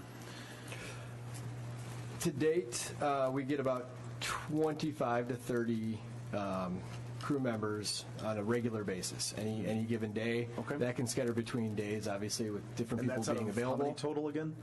How many total? 25 to 30 is out of how many total? On the of our field staff, that would be working that type, about 80. Okay. 60 to 80. Yeah. Yep. Great. And since we've opened up to sewer maintenance, we got a list of about 25 additional. Again, that had to wait until after their emergency, so that we were helping them with. And then opening it up to operations, we recently had a driver meeting with them for their pool of volunteers. A lot of enthusiasm, and I was really, really. It meant a lot to me that they were down for the cause. That they really wanted to do this passionately and wanted to learn and wanted to meet new people and try something new. So. And the Saturday options, we've already had a few of them, you said, or we're planning on having one this Saturday? Or? Yeah, this previous Saturday was our first with hot mix. Okay. We had been employing cold mix overtime on Saturdays as needed, obviously. But yeah. And just to talk on the question of the hot mix and the asphalt, because that's a huge thing. To my understanding, we're using a contractor up in Butler, right? Or nearby there, Hampton. We use a contractor there. Yes. Okay, for that. Okay, and we've, in the past, the city of Milwaukee had an asphalt plant. Mm-hmm. And that was approximately where the Harley Museum is located right now. And has there been, I know it would cost a whole bunch of money, but I would imagine, here's a problem we're encountering with using a private contractor with this, right? They are not operating on Sundays. That contractor, even despite our, despite our offering them some money, like, hey, we want to have our crews come there. Like, so it's, and I can understand. Their employees have families. Our employees have families. Like, they cannot be working every single waking hour. We don't want to go back to something like that. But have we looked at point seriously about opening a city-run asphalt plant to be able to meet these needs, or is that just we don't have a site for it or something, or? Yeah, that's a great point, Alderman. I think actually. So we've had very ad hoc discussions about what that would take, but I actually with Alderwoman Cogg's request, Chairwoman Cogg's request around what would it look like if money was no object, I actually think it would be good to explore that as part of that, so we could talk about the cost and what it might happen, or what it might take to make that happen. You already identified it. Location is important. Cost is important. Our ability to reliably operate an asphalt plant is important, and what it would take from a staffing level to do that, right? But there are changes in technology that have occurred in the industry since we closed and the city asphalt plant down, near 6th and Canal, and so there are ways that it could be done if the resources were identified for it. I think to your one additional piece I wanted to add around the plants that we procure asphalt from right now. The other piece is that we are relatively small from the quantity that they're producing each day, and so they're focused on the construction projects they're trying to provide for. Right, exactly. So it is a that would be the other thing to consider if we were to have our own plant, is that it would be much smaller as well than a commercial plant. So. Could it be bigger and we sell to other people? I mean, would the suburbs be interested in joining? I mean, there's. I think that should be part of the conversation. Yep, that's an interesting idea. Madam Chair? Yep. Thank you. To that point, I know we're talking about the suburbs or anything like that. Why don't we just try to do something with the county, since they are that we explored with Milwaukee County, since they have 19 municipalities, and work with that. Yeah, we could explore the same thing with the county. So the county obviously has county-owned roads that they maintain. They have many fewer miles than we do. I think probably the dominant. Fewer or more? Fewer. Okay. Oh, fewer. Yeah. I think the dominant thing that they're probably patching on is actually the freeway system on behalf of the state. The county maintains the freeways for the state, so that would be the piece I would have to check. I don't know, Tom, if you're familiar with their operation for pothole patching. Not as much. Okay, yeah. So, but we can check into that and find out. Outside contract? If they buy from That's what I'd have to check. Yeah, yeah. We can talk with them. We do talk with the county regularly about it. We just haven't talked about this issue. So, yeah. Madam Chair. Just really quick, you shared that we received access for the hot mix on April 6th. Is it this contractor, or not contractor,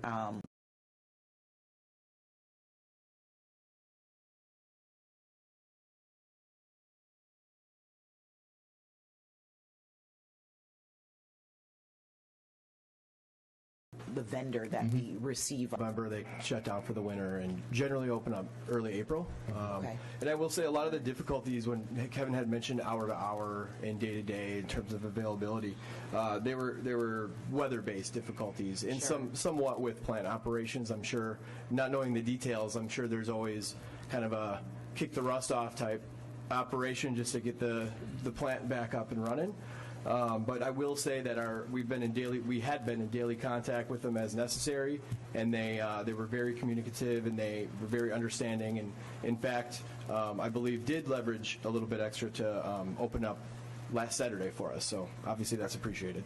Perfect. Yeah. And Kevin, can you talk just a little bit about, just so that our audience and our residents understand, like the difference between the piece of equipment that the brewers assisted us in purchasing compared to what we normally do? Can you explain that for us, please? Yeah, I can start, and actually Tom would be more expert than I would on this. Or whoever, Tom.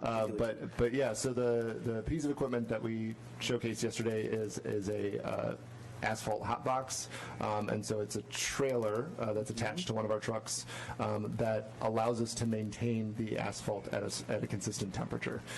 So what happens normally is when the asphalt's put into a bed to fill the potholes, as they continue throughout the day or they continue using that asphalt, it cools over time, right?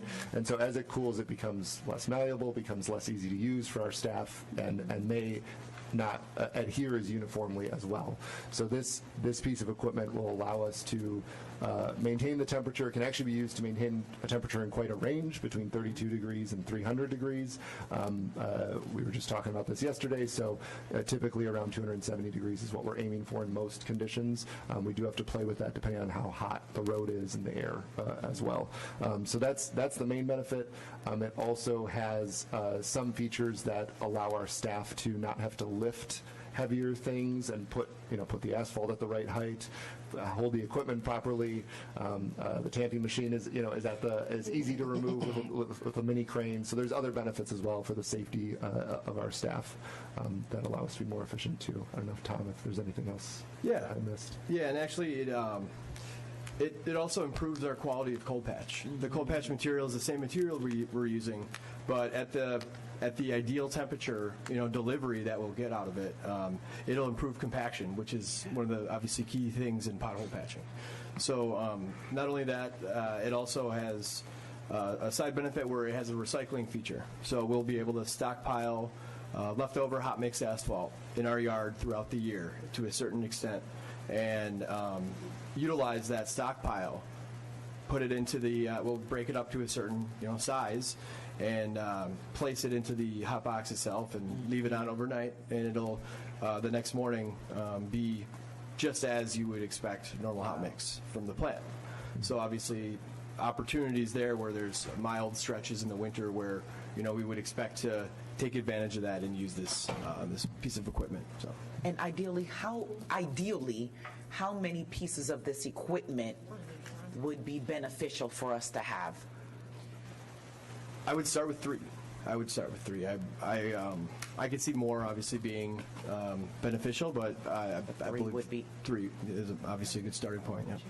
Thank you so much. Thank you, Madam Chair. Alderman Westmoreland. What's the process from beginning to end filling a pothole? You need a ride along. Right. I have done a ride along. And you would know. I think it's for himself. Wait, hold on. Wait, hold on. So first of all, everybody watching did not go on that ride along. That's correct. Number one. Yep, that's true. And number 2, need some meta glasses. I need to make sure the ones that taught me how to fill potholes taught me the correct way. So thank you. So very simply, you clean the pothole, you fill the pothole, and you tamp the pothole. You tamp the material you placed out. And that can differ. So we, by default, broom. We have staff also with leaf blowers. Air compressor on the vehicle works very well as well. We just like painting, you want to make sure that there's no debris. We're not coating into anything that's not going to stick. If it's a deep enough pothole, you should be filling it in lifts where, if it's 6 inches, you want to fill 3 inches. Tamp that 3 inches. Make sure that compaction reaches all the way to the bottom corners of where you're filling. You top it off, tamp it. There's crews that will roll with their vehicles, with their vehicle tire if they don't have heavier compaction equipment. And with the new hot box, we've got the crane to lower a plate compactor, and that's where you use the plate compactor. So if the pothole is not cleaned out and it's not tamped, how effective is that patch? When is it's going to pop out? How much sooner? Hard to say, but it will pop out sooner. Okay. I'm not going to say the crew I was with did or did not do it properly, but I am. So what is quality control like? Are we just telling these crews this is how we do it and we're just hoping that they do it the right way?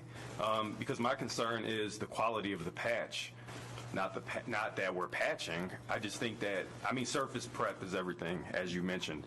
I don't think a lot of our potholes are being patched properly. It's our concern as well, every case of it. We have supervisors that we put on a schedule of actually working with that crew on schedule. This is your requirement for this month, and you're going to be with this crew. You're going to observe the way they're doing it. And my opinion on that is, if they're not doing it correctly under supervision, then how are they doing it without supervision? So that, I believe, is working in multiple ways where obviously it's a better connection and it's displaying what our expectations are. Are you able to identify a patch that was not done properly after it's done? I could most of them, yeah.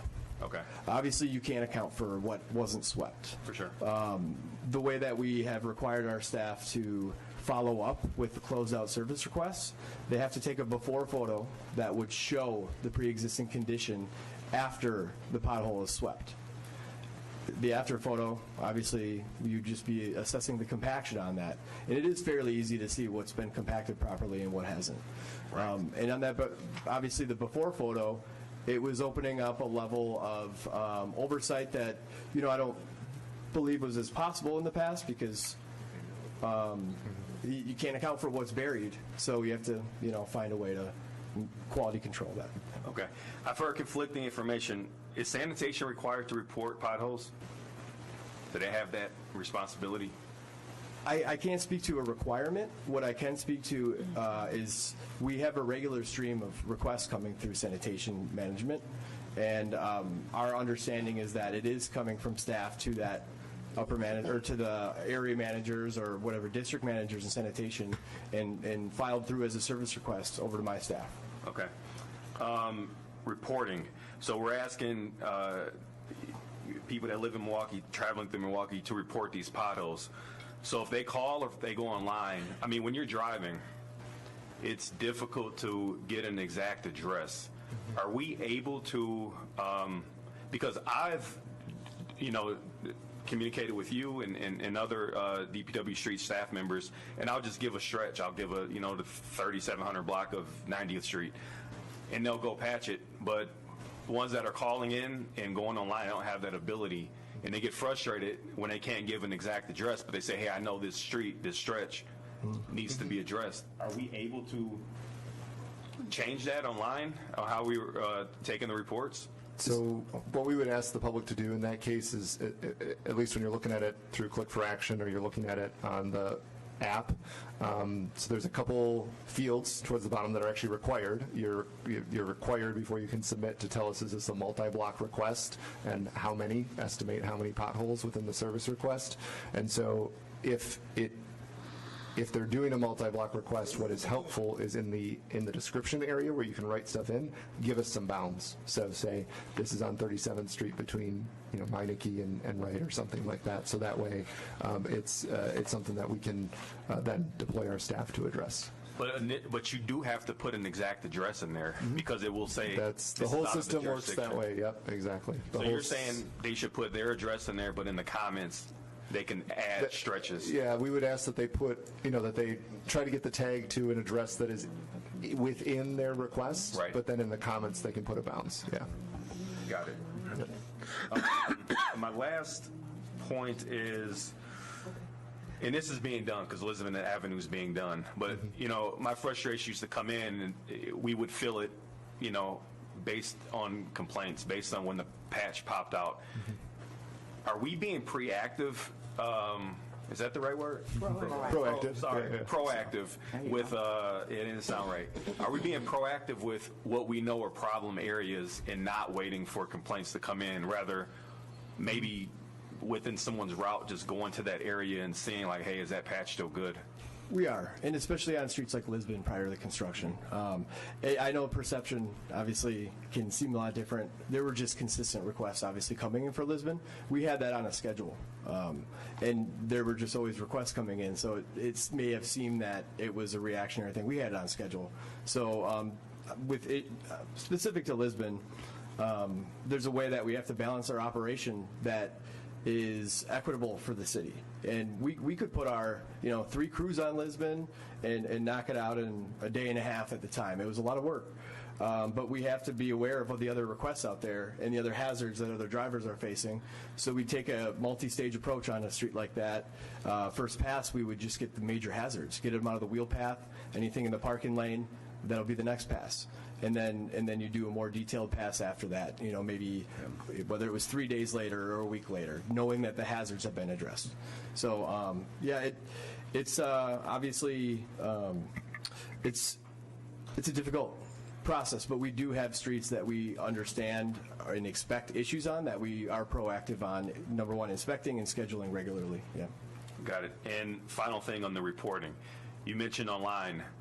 Is there any way we can message or get the information that you just gave out to the 286 city number? Because they are telling people we can't take your complaint if you don't give us a specific address. Okay. Yeah, we can talk with the UCC about that. Yep. Okay. Yep. Thank you. Madam Chair. Okay. Oh, sorry. Alderwoman Taylor. Oh, so since you're saying about the specific address, does taking those photos help you guys locate better? Yes, 100%. Both the photos and description. And I say that acknowledging, I obviously don't want anybody to operate their vehicle dangerously, Right. If they're in my kind of habit is I just look at the nearest 100 block or, cross street that I pass and make a mental note and put the pin somewhere near it and give a description later either on my phone or computer. If I'm submitting another type of service request, that is. So, yeah, the descriptions help. The supervisors, the crew that are being assigned these, they all have access to both the descriptions and the photos. So the photos are a major help, especially during times like this. So we're basing a lot of our priorities, obviously, number one, off of known hazards, but we put a lot of stock in those request areas right now that have descriptions, if there's vehicle damage especially, but and photos. So yeah, it does help. I do have to, so I pull over, get out, and wait, and then till traffic's allowed and take a picture. Thank you. Yeah, and then try to send that in. Now, does it, and I thought I heard you say, like, if it's an area that might be a little more of a danger to residents, because I try to put in the description, these are craters, and I mean, meaning that they're deep and wide. Yeah, and so that would take precedence because it is so wide that it's creating more of a danger. I think the photo's most helpful, but yes, we do pay attention to those types of descriptions when trying to identify what to prioritize. Okay. Yep. All right. Thank you. Alderwoman Pratt. Okay. Yeah, I was just going to add that if you're using Click for Action or if you're using an MKE mobile app, rather, that the address where you are will pop up automatically. So then you know where you are and it automatically pop up. And to ask if I report potholes constantly, but I'm always concerned with when it gets to the multi-block, how many potholes. Okay, so it's the standard that, like, I'm not getting out to count all the potholes, but I'm like 30, like a 10, I don't know. Like, and so do you fill them all? Like, or do you, if I put one, are you just going to fill one? And that's what people have asked me. Like, what do you put? If I'm putting, there are only 3 here, and you come, and really the whole street needs it, or it's 9. Do you fill 3? Do you fill 9? Do you look at assess this entire street? That's not a one-to-one, and it's not information. It's information accessible to our staff that's assigned it, but it's not fronted to them. They're not going one-to-one on it. Any given location, they're expected to address the hazards within that spot, and that it was built in there as sort of a scheduling, advantage, so we can have a better idea of what exactly to expect. Also, trying to normalize the data a little bit because there can be one request for a singular pothole versus a request for 40 along 2 blocks. So it was, an attempt to kind of make things more efficient. So. Right. Any other questions? All right. Alderman Westmoreland. Just joking.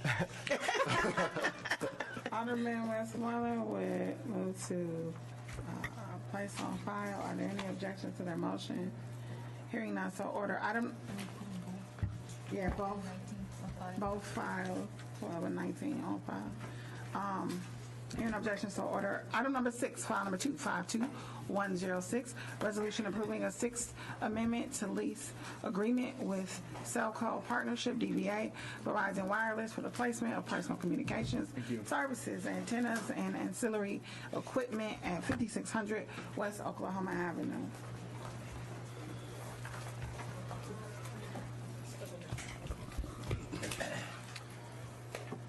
Good morning.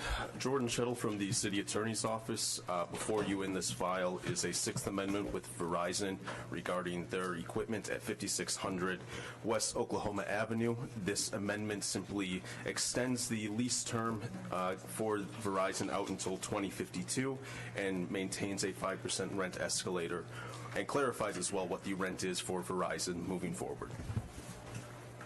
And that's consistent with other deals? It is, yes. The rent hasn't changed from its current path, and it's consistent with what we expect. Are there any questions from committee? Hearing none, Alderwoman Taylor will move adoption.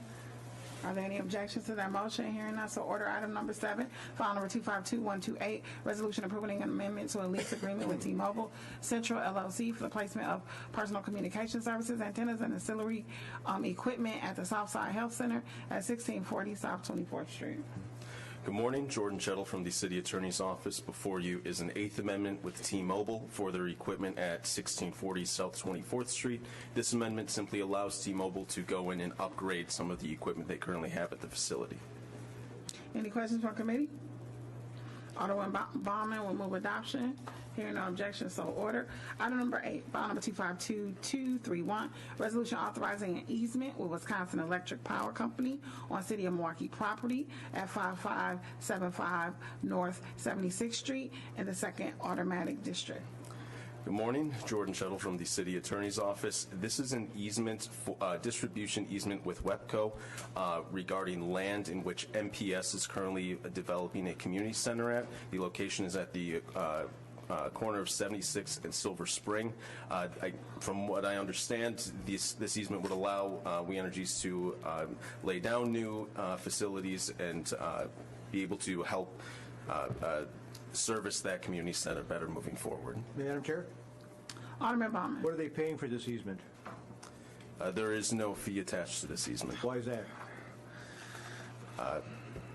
I think from DCD's perspective, this is a piece of land that's benefiting MPS.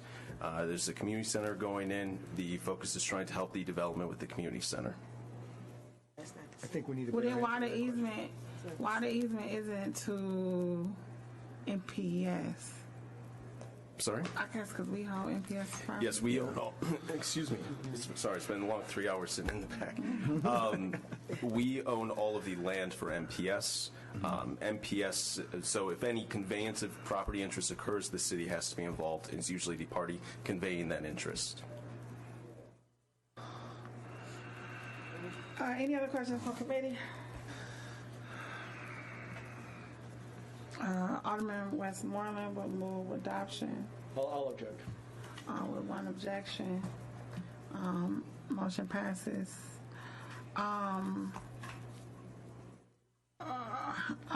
Item number 9, file number 252139, substitute resolution relative to acceptance and funding of the Wisconsin Coastal Management Program grant for the Wisconsin Department of Administration.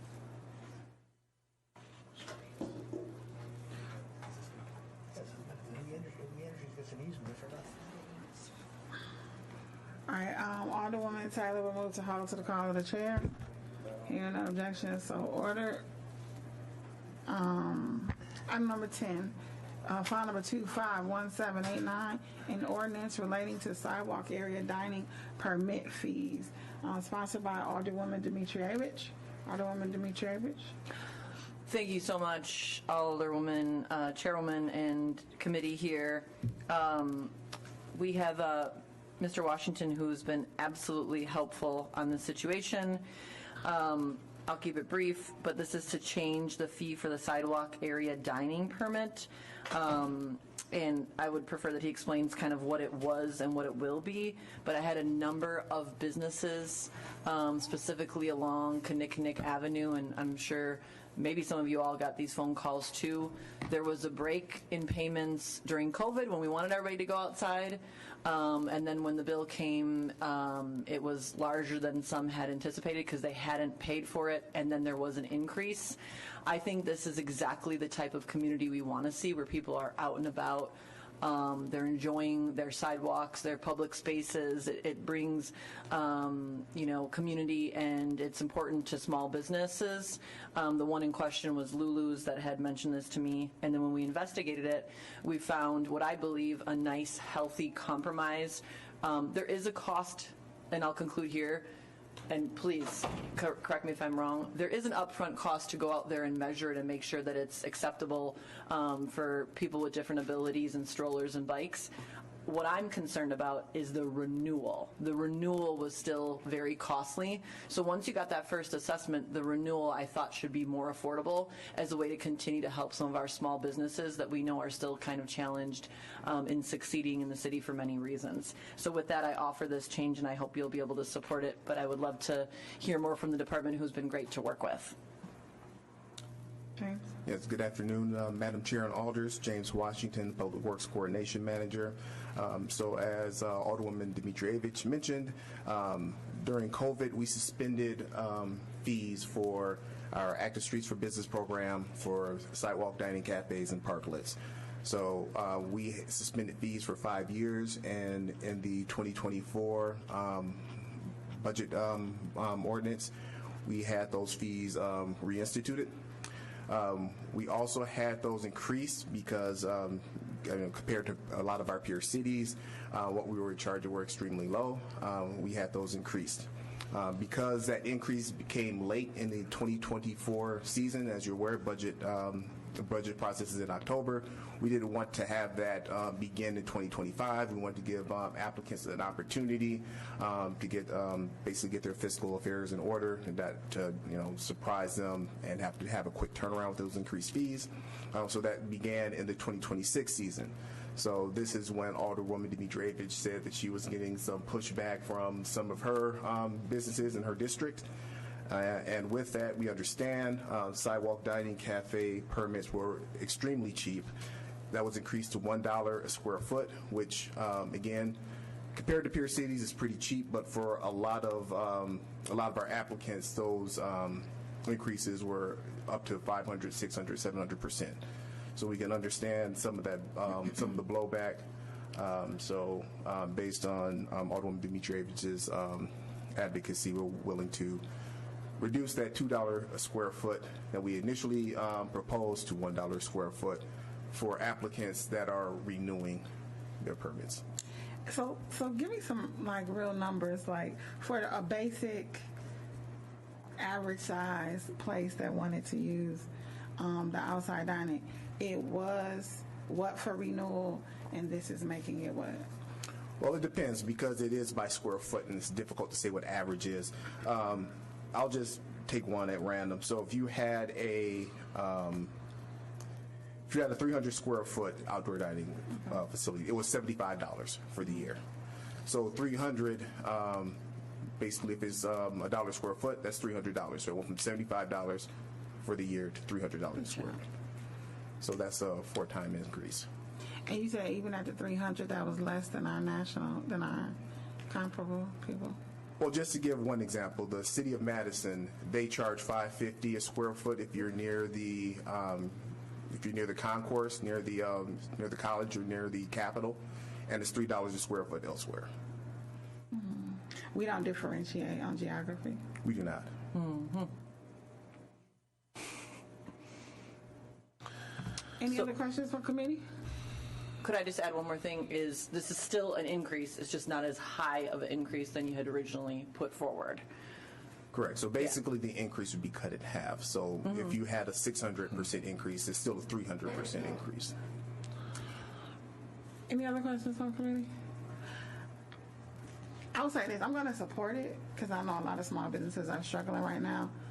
But I'll publicly say this, and I will hope the department hears this. My hope would be, though, that you're still looking at future increases. Mm-hmm.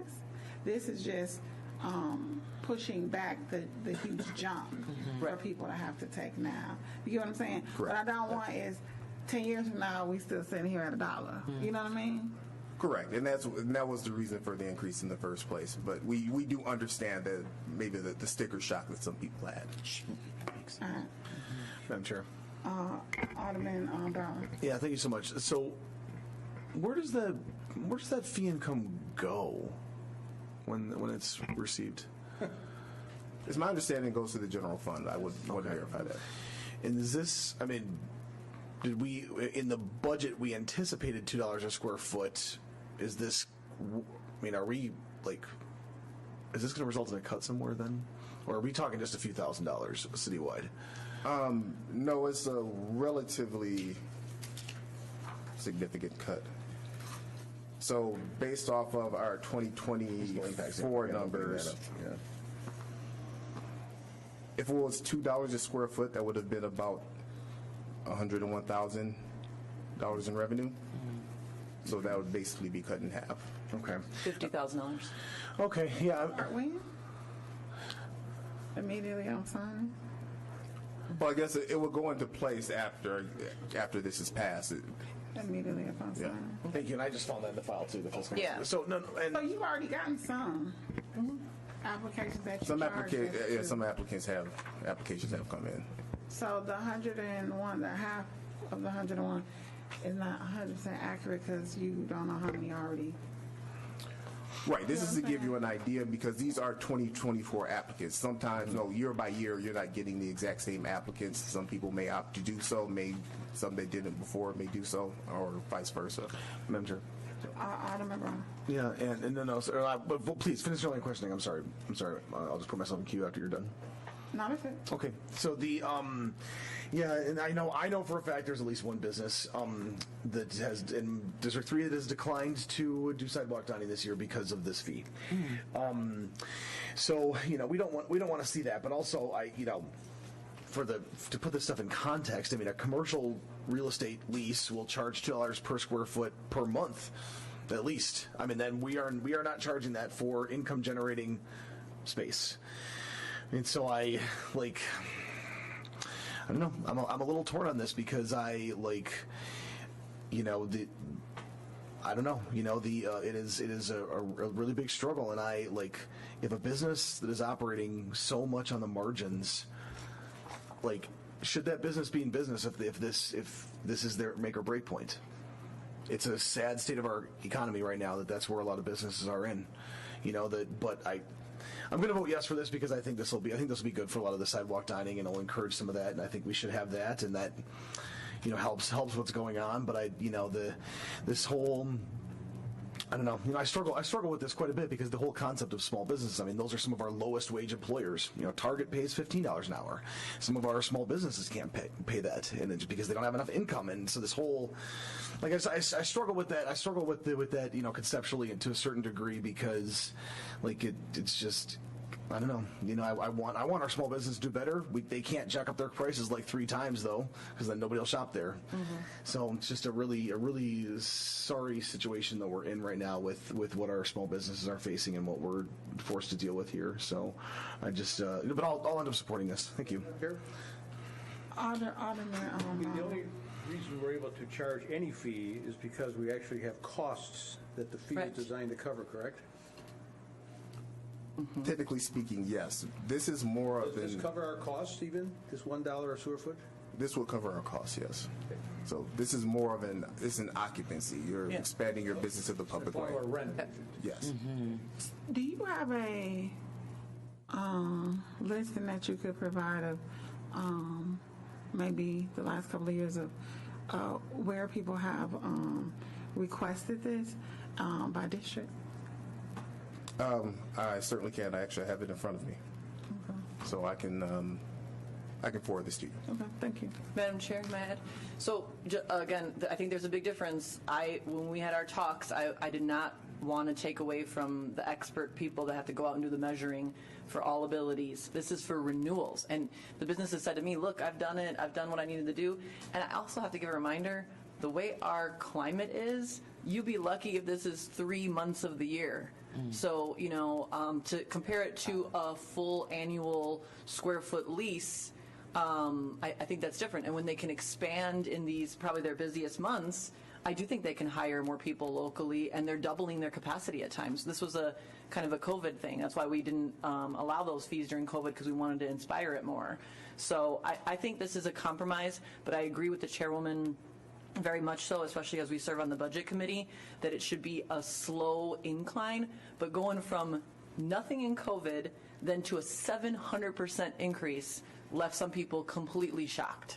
Yeah. So a slow incline, even letting people know in advance before they get the bill, would be a better way to treat our local business partners that help make communities places that people want to buy houses and live. So I appreciate it. I know this is not ideal to cut fees, but this one I think we could be a little bit more pragmatic and find a compromise.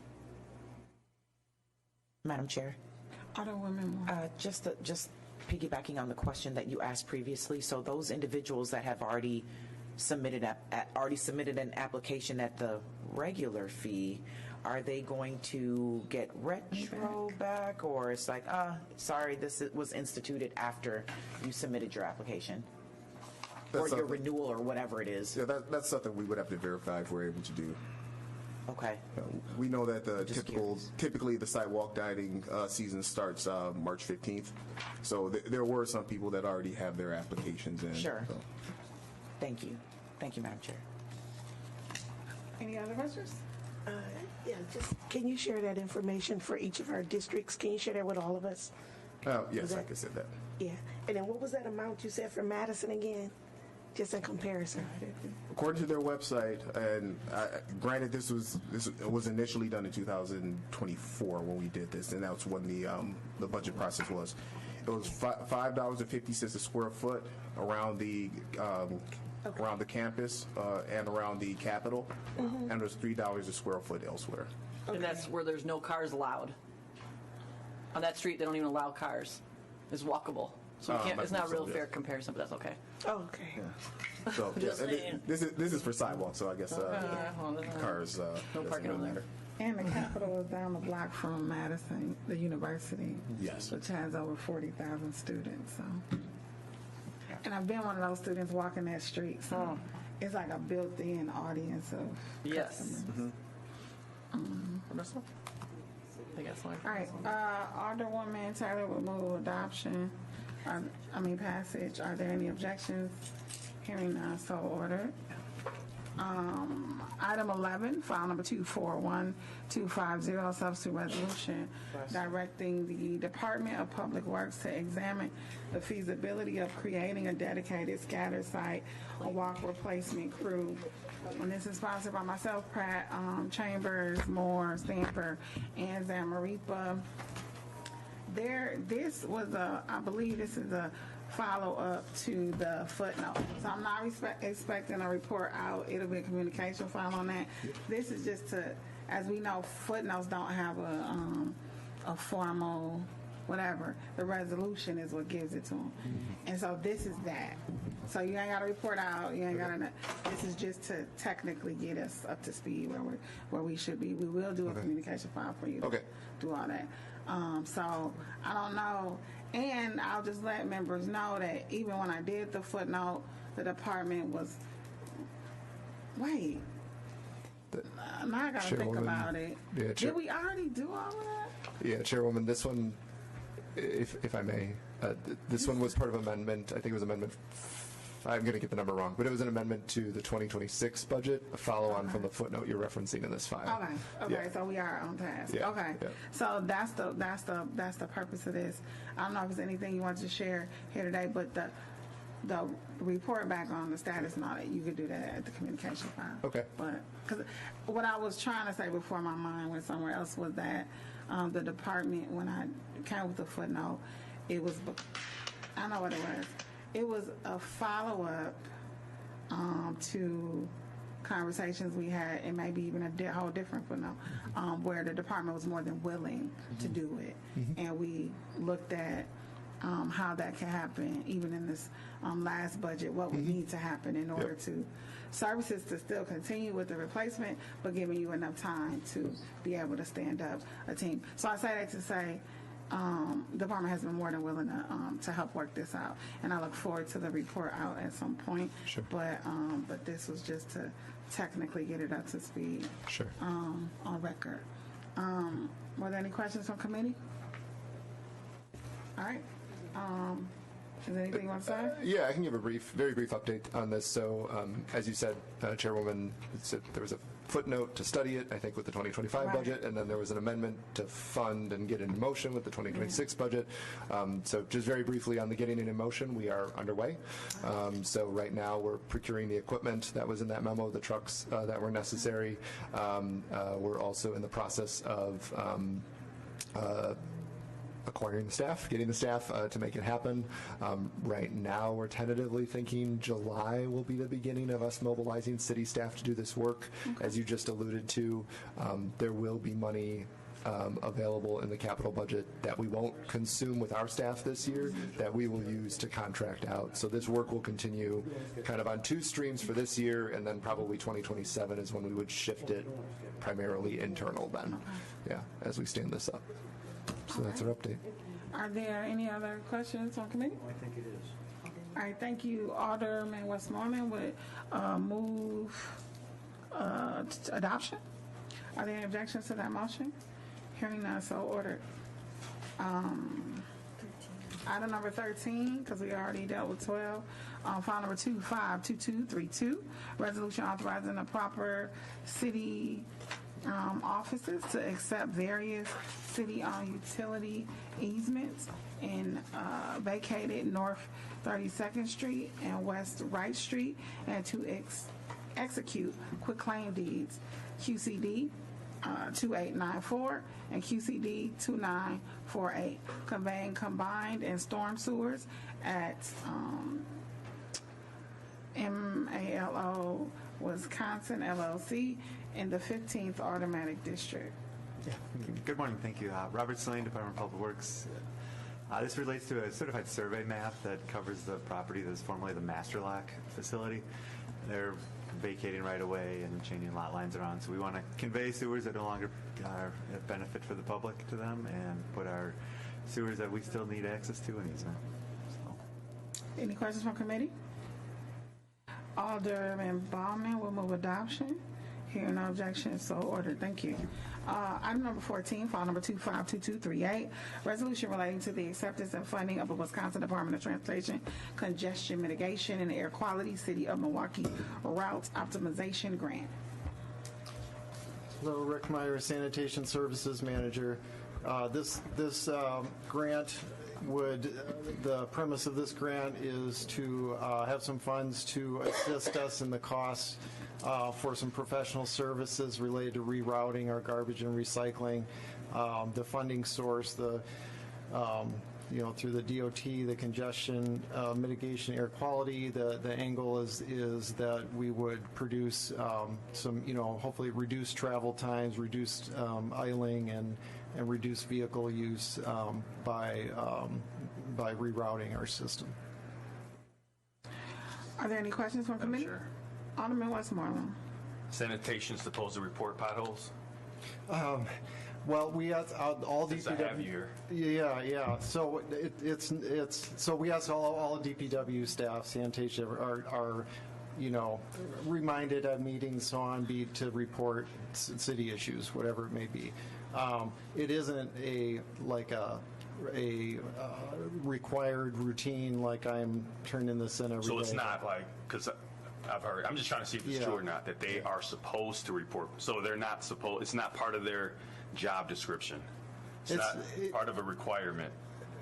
I mean, again, not pothole specific, but I'm specifically talking potholes on this. Yeah, I mean, we do ask again, whether it's a traffic light out, it's a sign down, it's a pothole, we ask our staff, all DPW, be aware of those things and get them reported.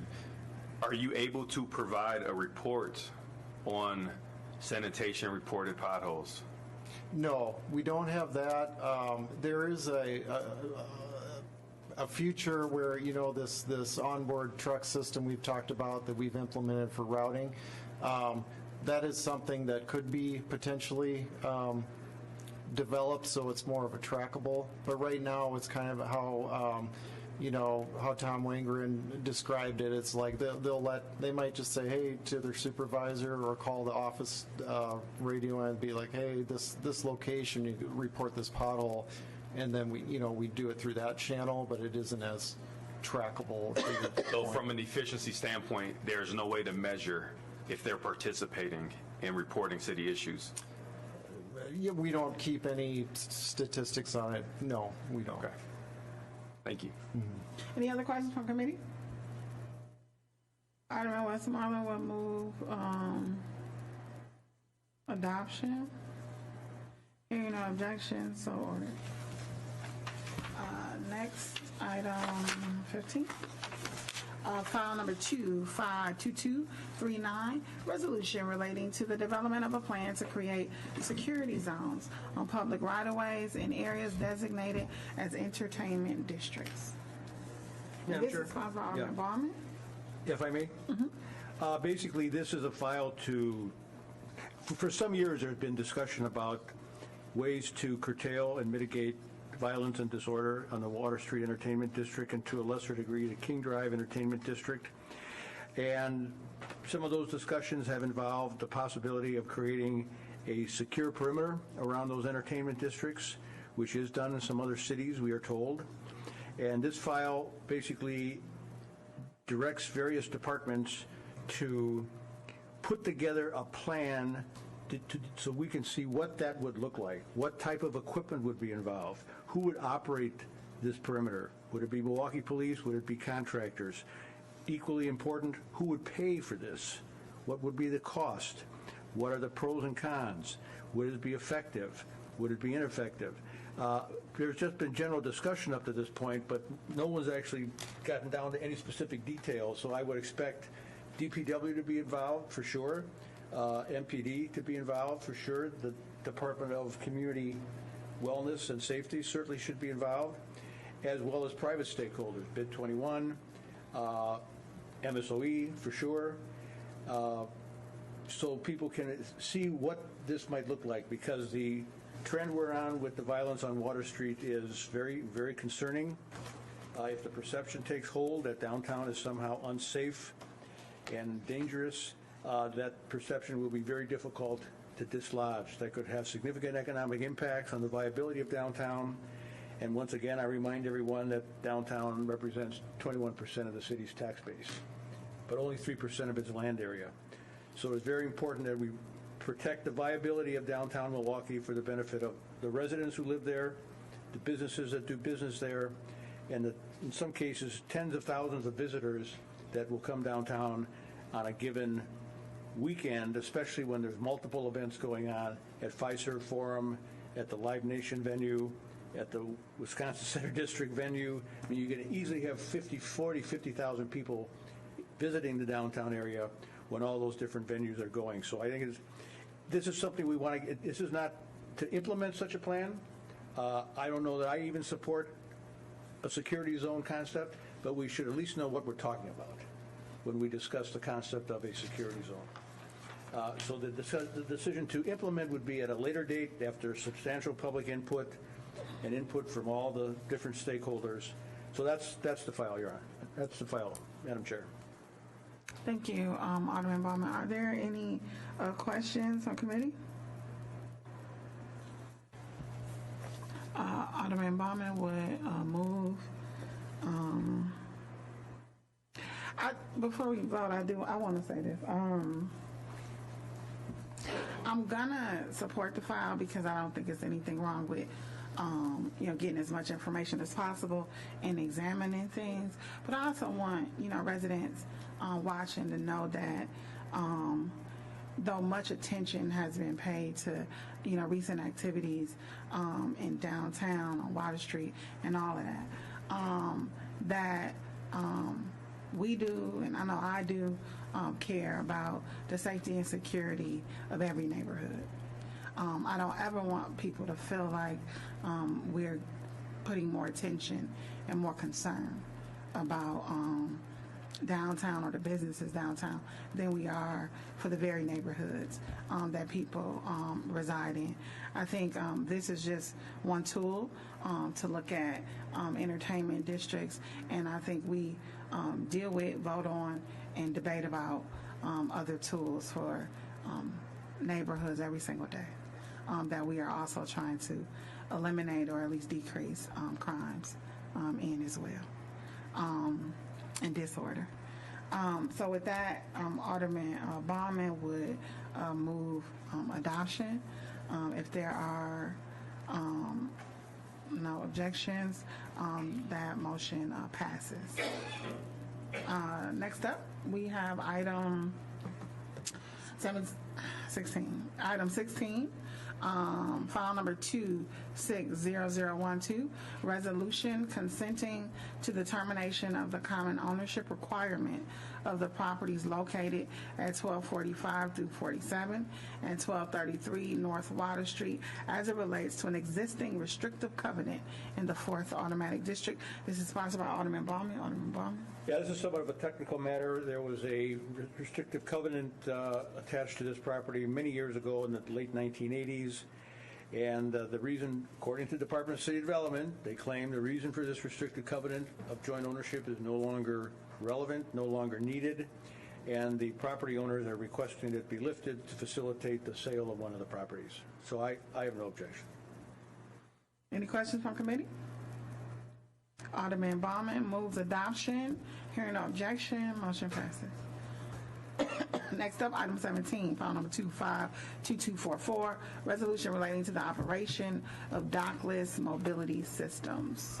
There's actually 2 files here. We could read 18 as well. Okay, item 18, file number 252245, an ordinance relating to dockless mobility systems. If I may. Go ahead. Each are sponsored by Alderman Baumann. Alderman Baumann.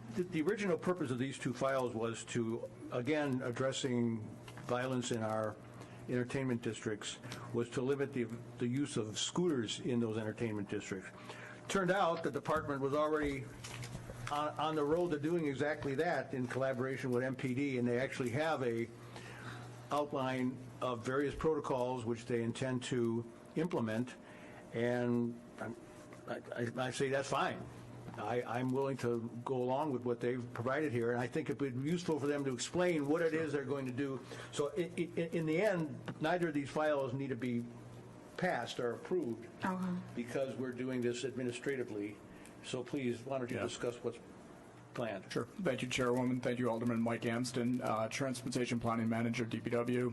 I'll turn it over here to Zach quickly, but we've been in constant communication with MPD over the past several years, and even more so last year and through the past winter, to identify a proactive approach to address some of the issues, some related to scooters downtown, some related to bigger issues downtown, to help mitigate some of the concern. And we've actually implemented those policies, and we'll continue to implement those policies, and we're confident that they've been effective to date, and we're hopeful that they'll continue to be so going forward. So I'll let Zach quickly go through them.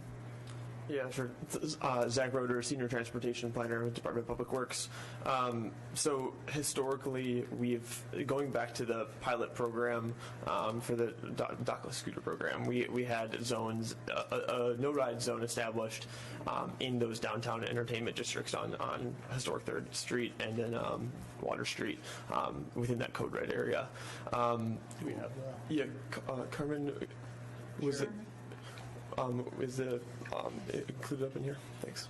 I attached them to the file. The maps are worth 1,000 words. Yeah, definitely.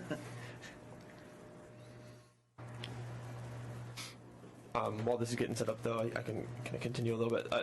As last year, as Mike said, we worked with MPD, and I think what's great about the tools we have is we can be adaptive and iterate on different, and as we learn and work closely with MPD to figure out where we can be most effective with the zones and the restrictions that we have. So last year, as more issues arose downtown, we collaborate closely with MPD to identify changes and implement kind of some stricter regulations at different times of the year. From that experience, we learned, and we, our partners at MPD agree. We wanted to have a kind of a plan in place that's laid out with a schedule of policies for the year. So we have that in there. And Carmen, are the maps up on here? Or? Sorry. I put them on the file, yes. They're in the file. Okay. How can I access that? I'm sorry about that. Well, that's have a problem. Oh, no, I don't have a flash. I thought they were. Yeah, sorry, 1 second here. He want the public to see it on the screen.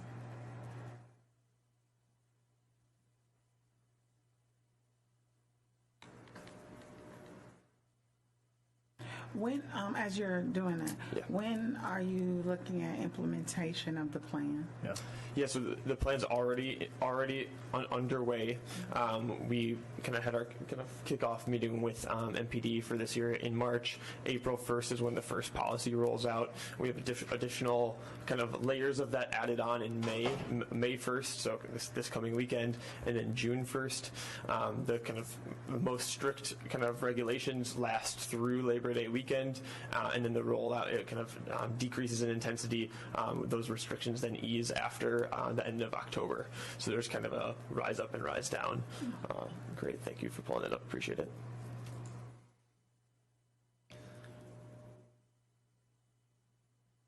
Can we just, sure.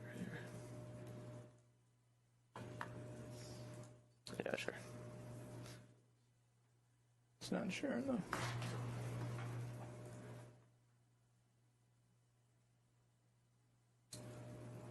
All right, you can see the zones now. The graphics we have, thanks for bearing with us there while we set that up. So this is the primary zone that we've historically used going back to our pilot programs, centered mostly around, this is kind of between McKinley, 6th, State, and Market Street. This zone went into effect starting April 1st. It's on Friday and Saturday nights from 8 p.m. to 4 a.m., kind of in correspondence with the Code Red procedures and stuff that MPD has in that area. Let's continue on to the next one here. Sorry, there we go. Starting May 1st, and this is something we're adding on to that in response to some of the issues and concerns we've seen in the area. This weekend, there's a no-ride zone on West Town, centered primarily around Wisconsin Avenue. That goes in at a later time period, so starting at 10 p.m. to 4 a.m.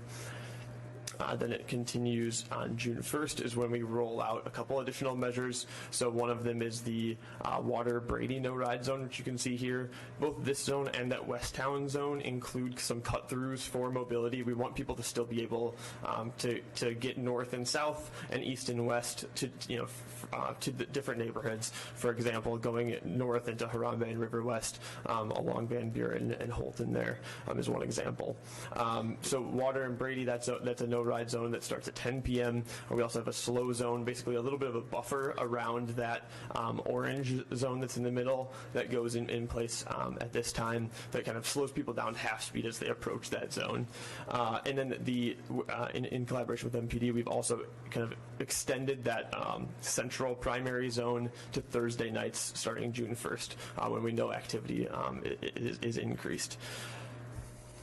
And so that kind of explains the rollout as we build up. And then after Labor Day, these restrictions that are shown here kind of start to recede a little bit. We have, it goes back to these zones until the end of October.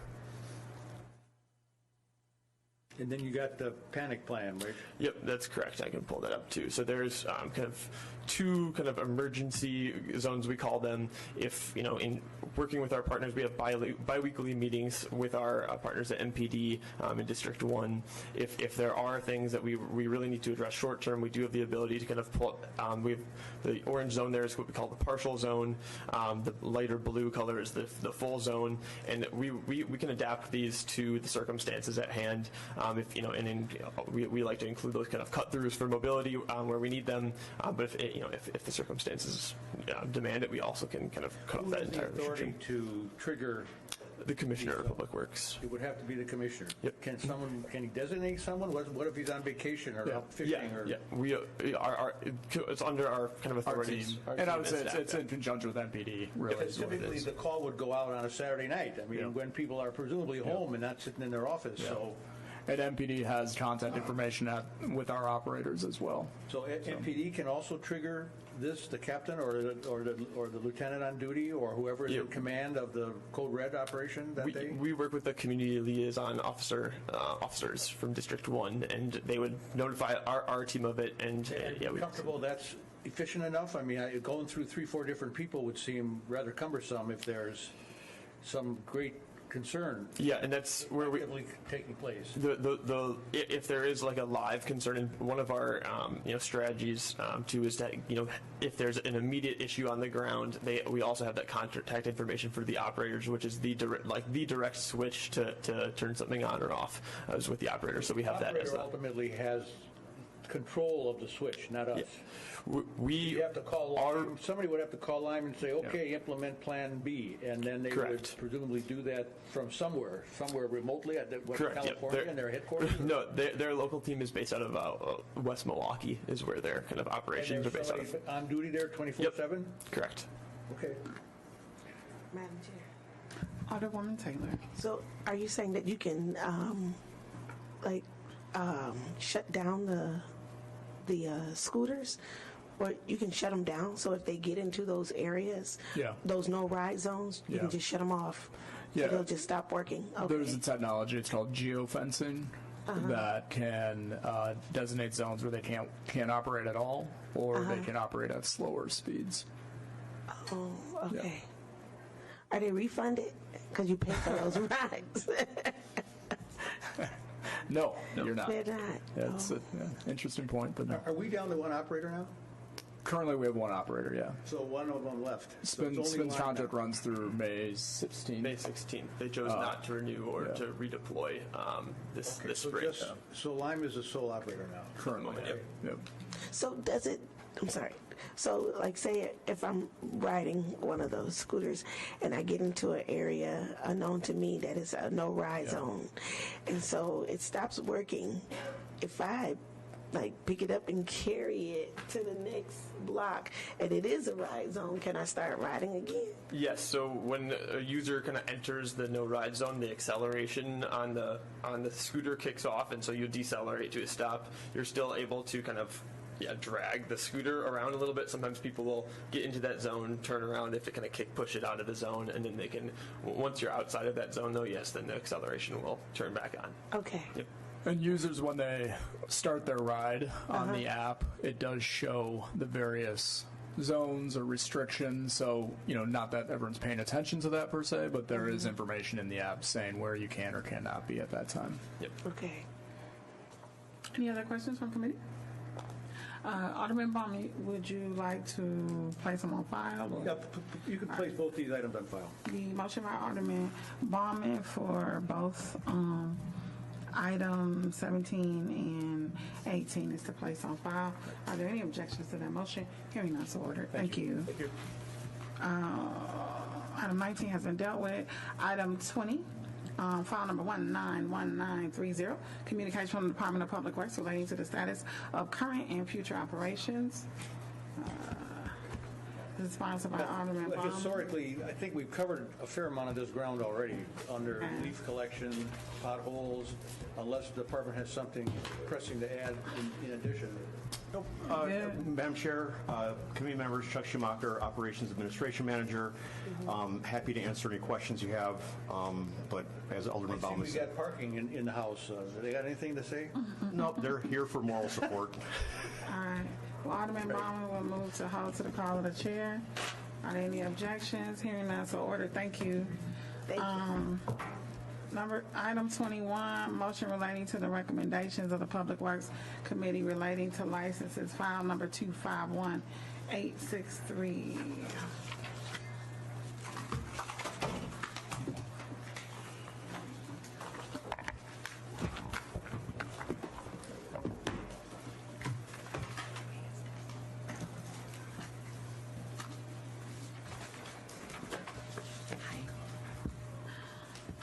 You want to raise your right hand, please? Do you solemnly affirm under the penalties and sanctions of perjury of the state of Wisconsin that the testimony you're about to give is the truth and only the truth?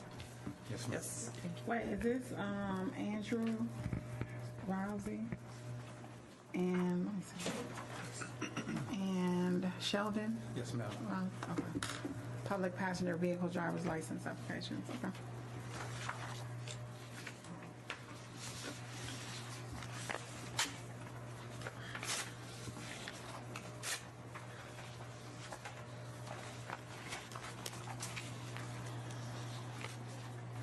Are you in receipt of notice of today's meeting with the possibility that your application may be denied? Yes. All right. Please state your name and address for the record. Sheldon Rousey, 4358 North 61st Street, Milwaukee, Wisconsin, 53216. Andrew Rousey, 4358 North 61st Street, 53216, Milwaukee, Wisconsin. Are there any holds? No holds. Public passengers. The applications are right here.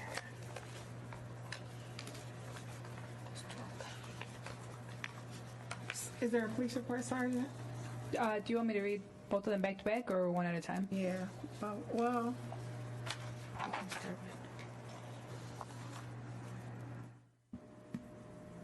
do you mind being taken up together? No. Okay. You can read them back. For Andrew Rousey, on 1/5/16, the applicant was cited for operating while intoxicated. On 4/22/16, he was convicted and his driver's license was revoked for 9 months.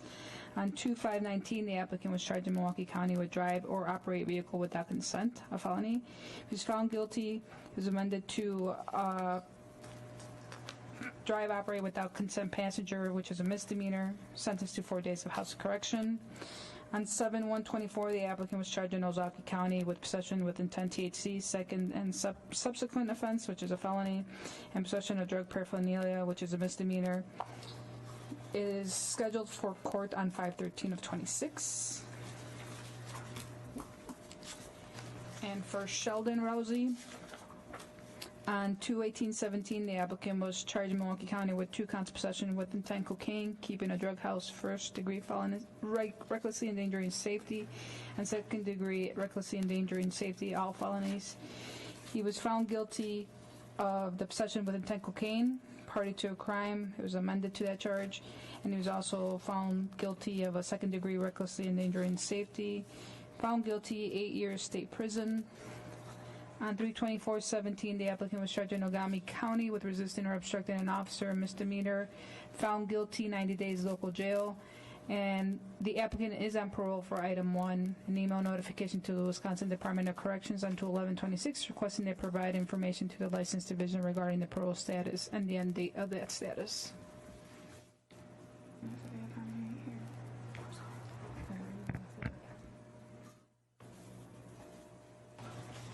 Madam Chair? Yes. Apologies. We did get the letter from the Department of Corrections, and they state that the application would not be in violation of their rules or conditions. For Sheldon. Sheldon is the one on probation. Okay, let's start with Andrew. Did you want to speak to the police record? As far as what? This is your opportunity to explain any additional details or information that might be helpful for us as we decide whether or not you should get this license after we just heard what your record is. Okay. Does the committee have any questions for Andrew about the police record?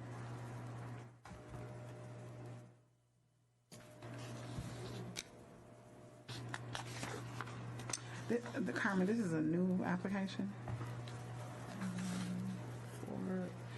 For license? Is this a new? Andrew's room? Yes, both applications are new. Okay. And Sergeant, the item 3 has a past court date but not a determination. So has it been pushed out again? It was pushed out to May 13. Okay.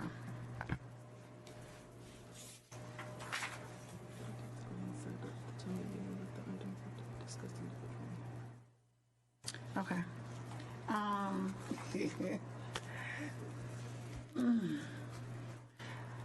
I do have a question. And I was asking Carmen, but maybe you know. Is it a reason the city attorney's not here? No, I'm not sure. And I'm gonna be quite honest. I don't. Until I know that answer, I actually don't feel comfortable moving forward. Okay. And I'll let you applicants know. In all fairness to you, these are pretty serious records, and there may be questions or thoughts that members may have that may or not may or may not supposed to be used legally in our determination. And generally, we would ask the city attorney, the assistant city attorney, that's why they're usually sitting there, and they're not here today. And I don't want us to make any decisions that could help or hurt, you know what I'm saying, your situation, without us being as informed as possible. So we, unless they can get here in a minute, we probably, because we do have to clear out shortly for the next committee, we may have to hold I know you've been sitting here all day, but I want to make sure that you all are treated as fairly as possible with this process. So we're going to take a brief break to see if we can figure this out, but we may end up having to hold you guys. I'm just being honest with you. So I'll just call a recess for a couple of minutes. The members could stay around because this will be towards the end of the agenda anyway. All right.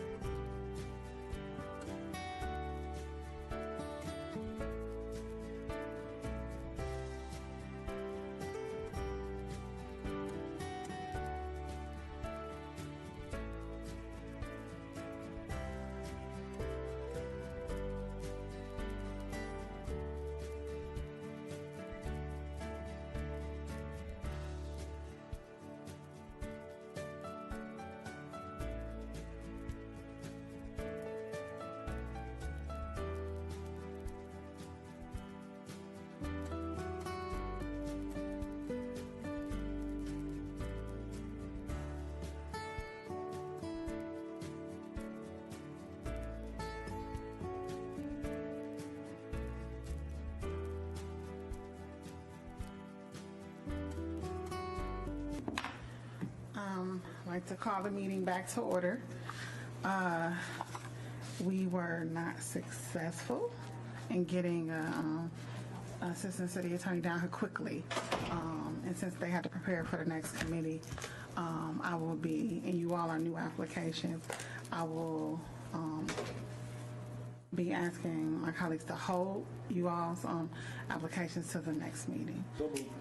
So the motion by Alderman Baumann is to hold to the call of the chair with the intention of bringing you back for the next meeting.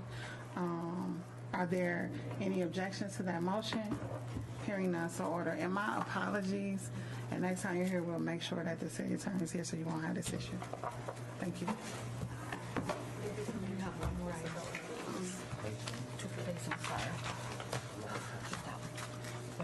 The next item is our final item, 22, file 250799, a charter ordinance creating a department to be known as the Milwaukee Waterworks. This is sponsored by Alderman Spiker. I see him on the board. Alderman Spiker, was there anything you want to say before we place this on file? He's been gone. Oh, okay. Just they're no longer needed. So this has been requested to be placed on file, is no longer needed. So Alderman Westmoreland would move to place on file. Is there any objection to that motion? Hearing none, so ordered. Without any